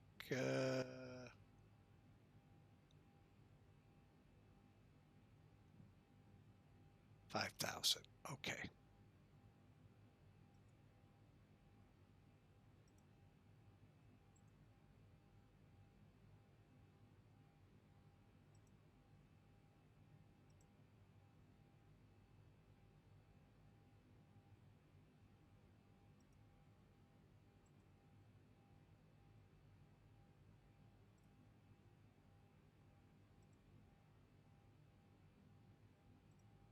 Thousand to go. And here we come around, folks.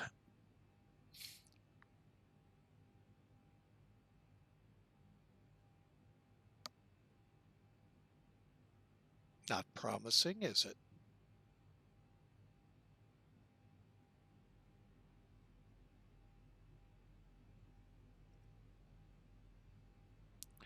Okay, so 2,300 feet. All right.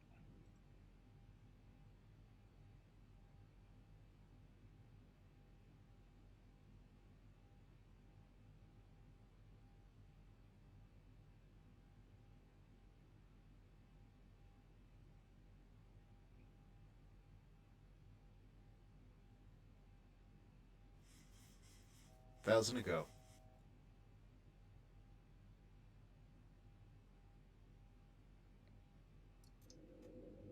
Thousand to go.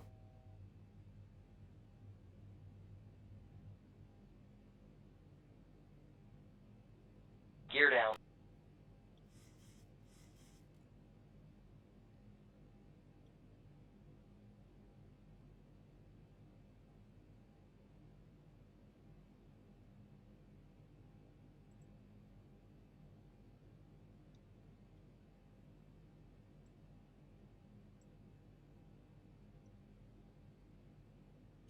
$2,500.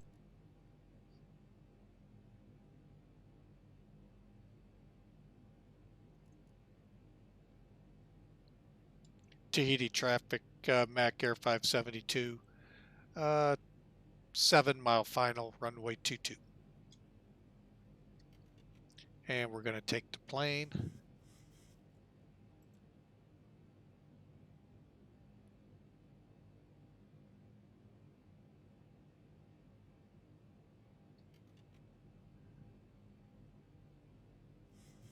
Incrementally is how I do it. Okay, and we are at flaps 15. 3 green, brake set, spoilers armed.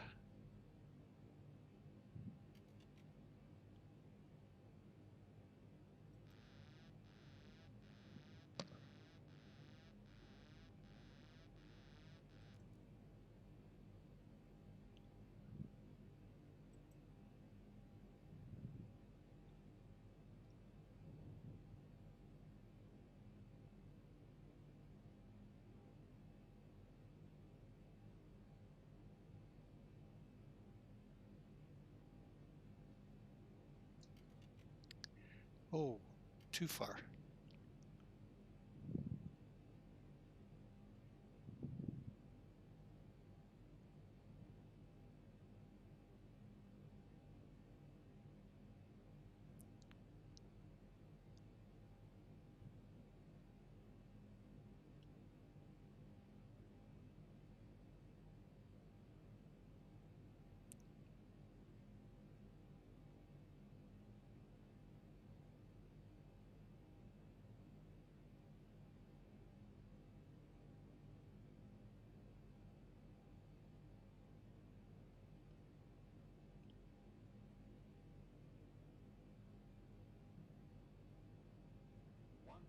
$1,000.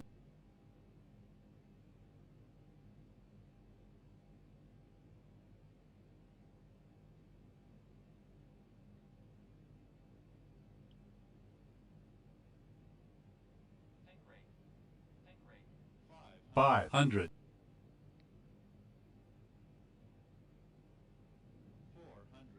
400. 300. Okay, we got red over, white over red. 200. Go ahead. 100. Flare. 50. 40. 30,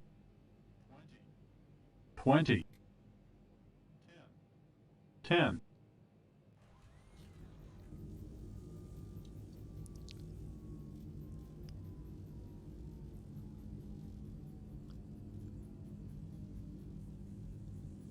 All right, folks, we are on the ground. We'll look at the landing rate here momentarily. 80 knots.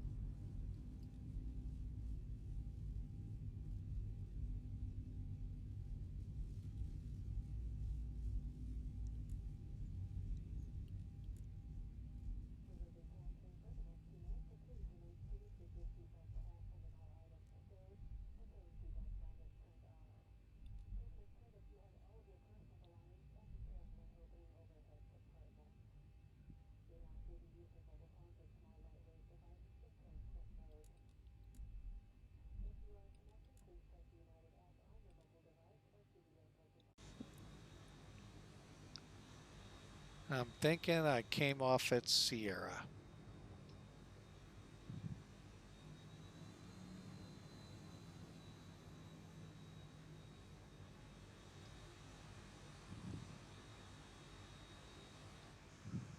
Yep.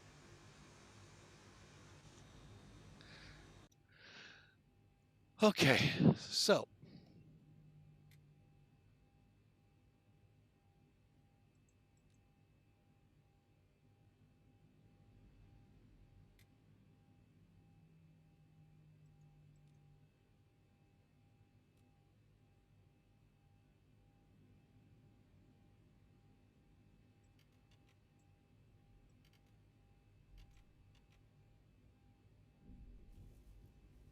okay, flaps are coming up.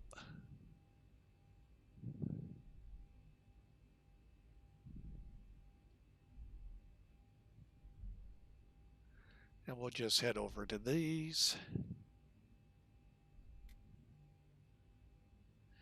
All right, looking over here, folks, 255 feet per minute landing. Landing lights off. We'll take stand 1.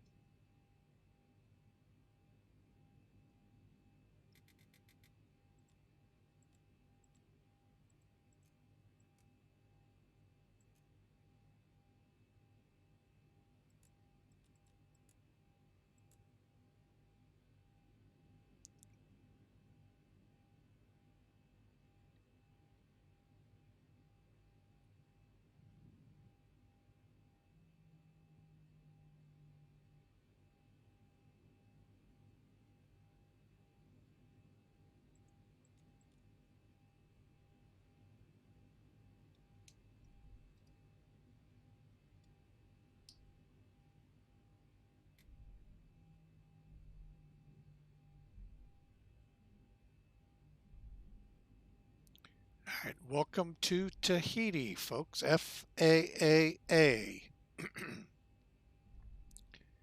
All right, APU is coming on. Position lights, weather radar is off. We'll turn TCAS off at this time also.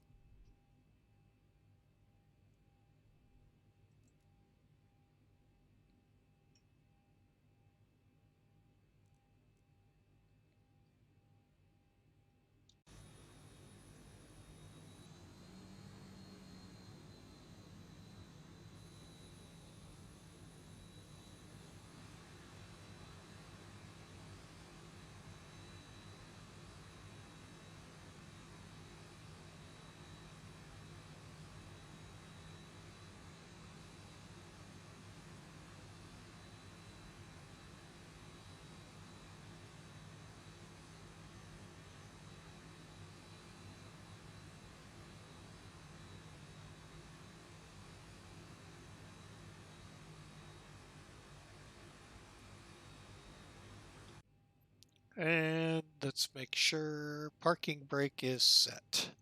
All right, folks, we are on the ground here in Tahiti. Bear with me a second here. Let's make sure that APU fired up. It did. Let's go on the gens.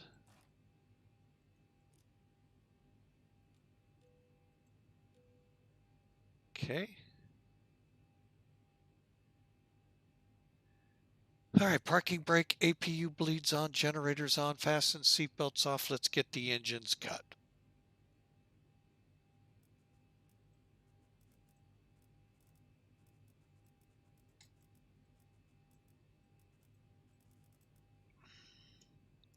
Love when they're going to be a pain.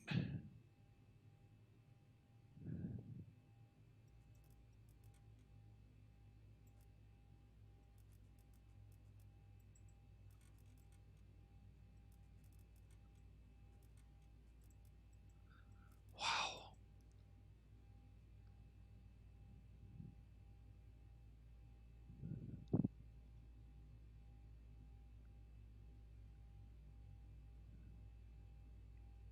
Okay, so we're just waiting on them to spool down. They have. Let's go up here. Fuel pump's off, but the far left one. And we can put the transponder now to standby.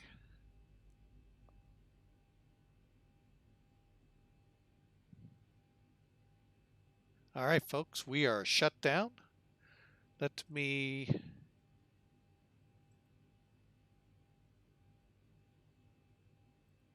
Okay, here's our acres program that we were waiting on before.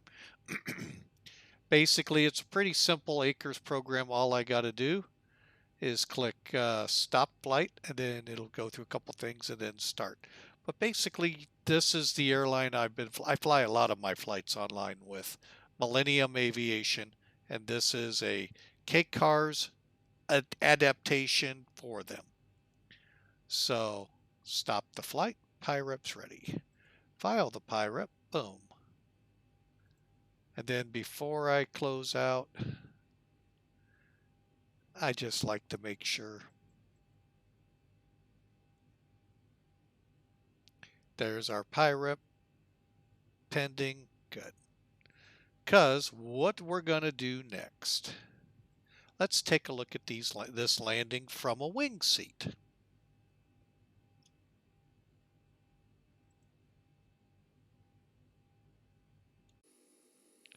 Well, first let's get the beacons off.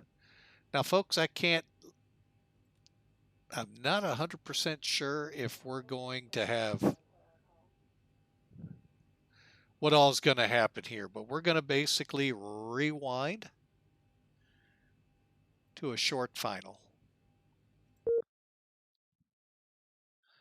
I always forget that one, folks. Sorry. As soon as it goes away.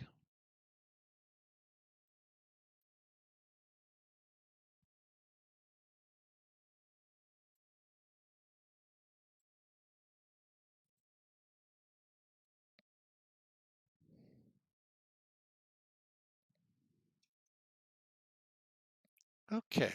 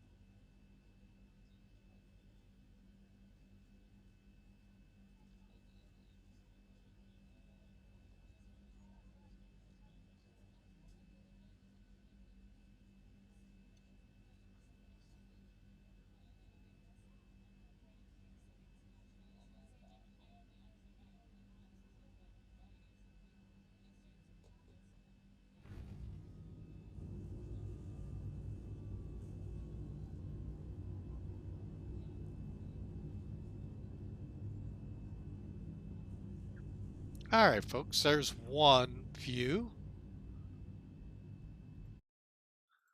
Let's go back.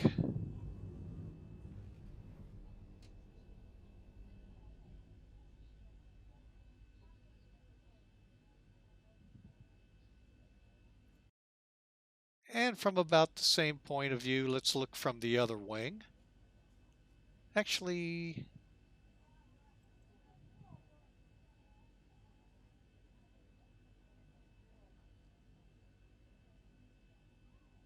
that's good enough.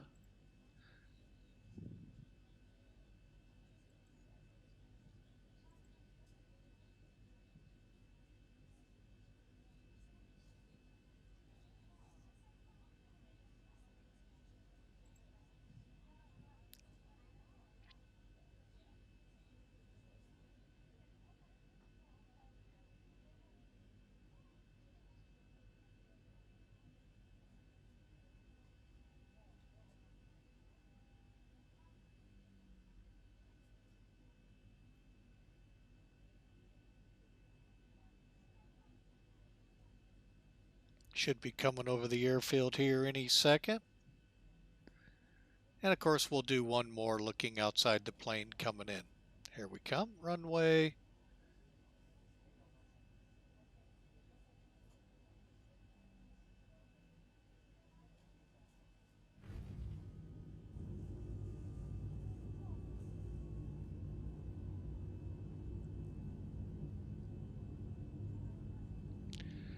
All right, one more time, folks.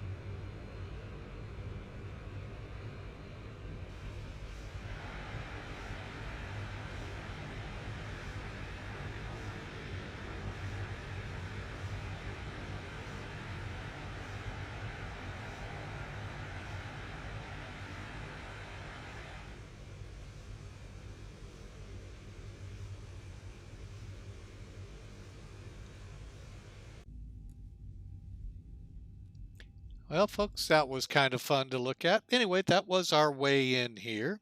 Let's go ahead and let these people out. I guess they would like that, wouldn't they?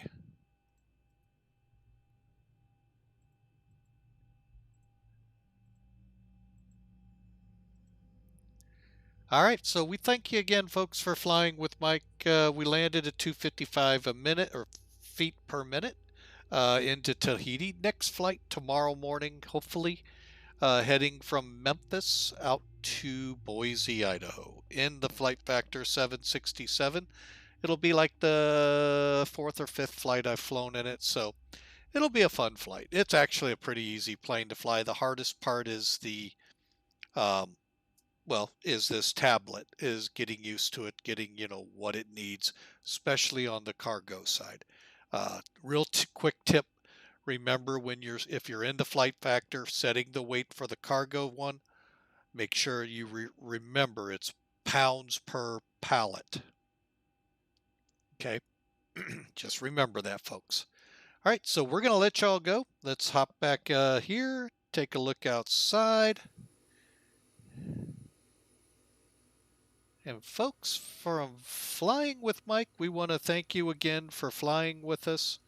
It's been a real fun time here on this, what was it, 3.5 hour run? I'm pulling it up right now to get you pretty close on the times.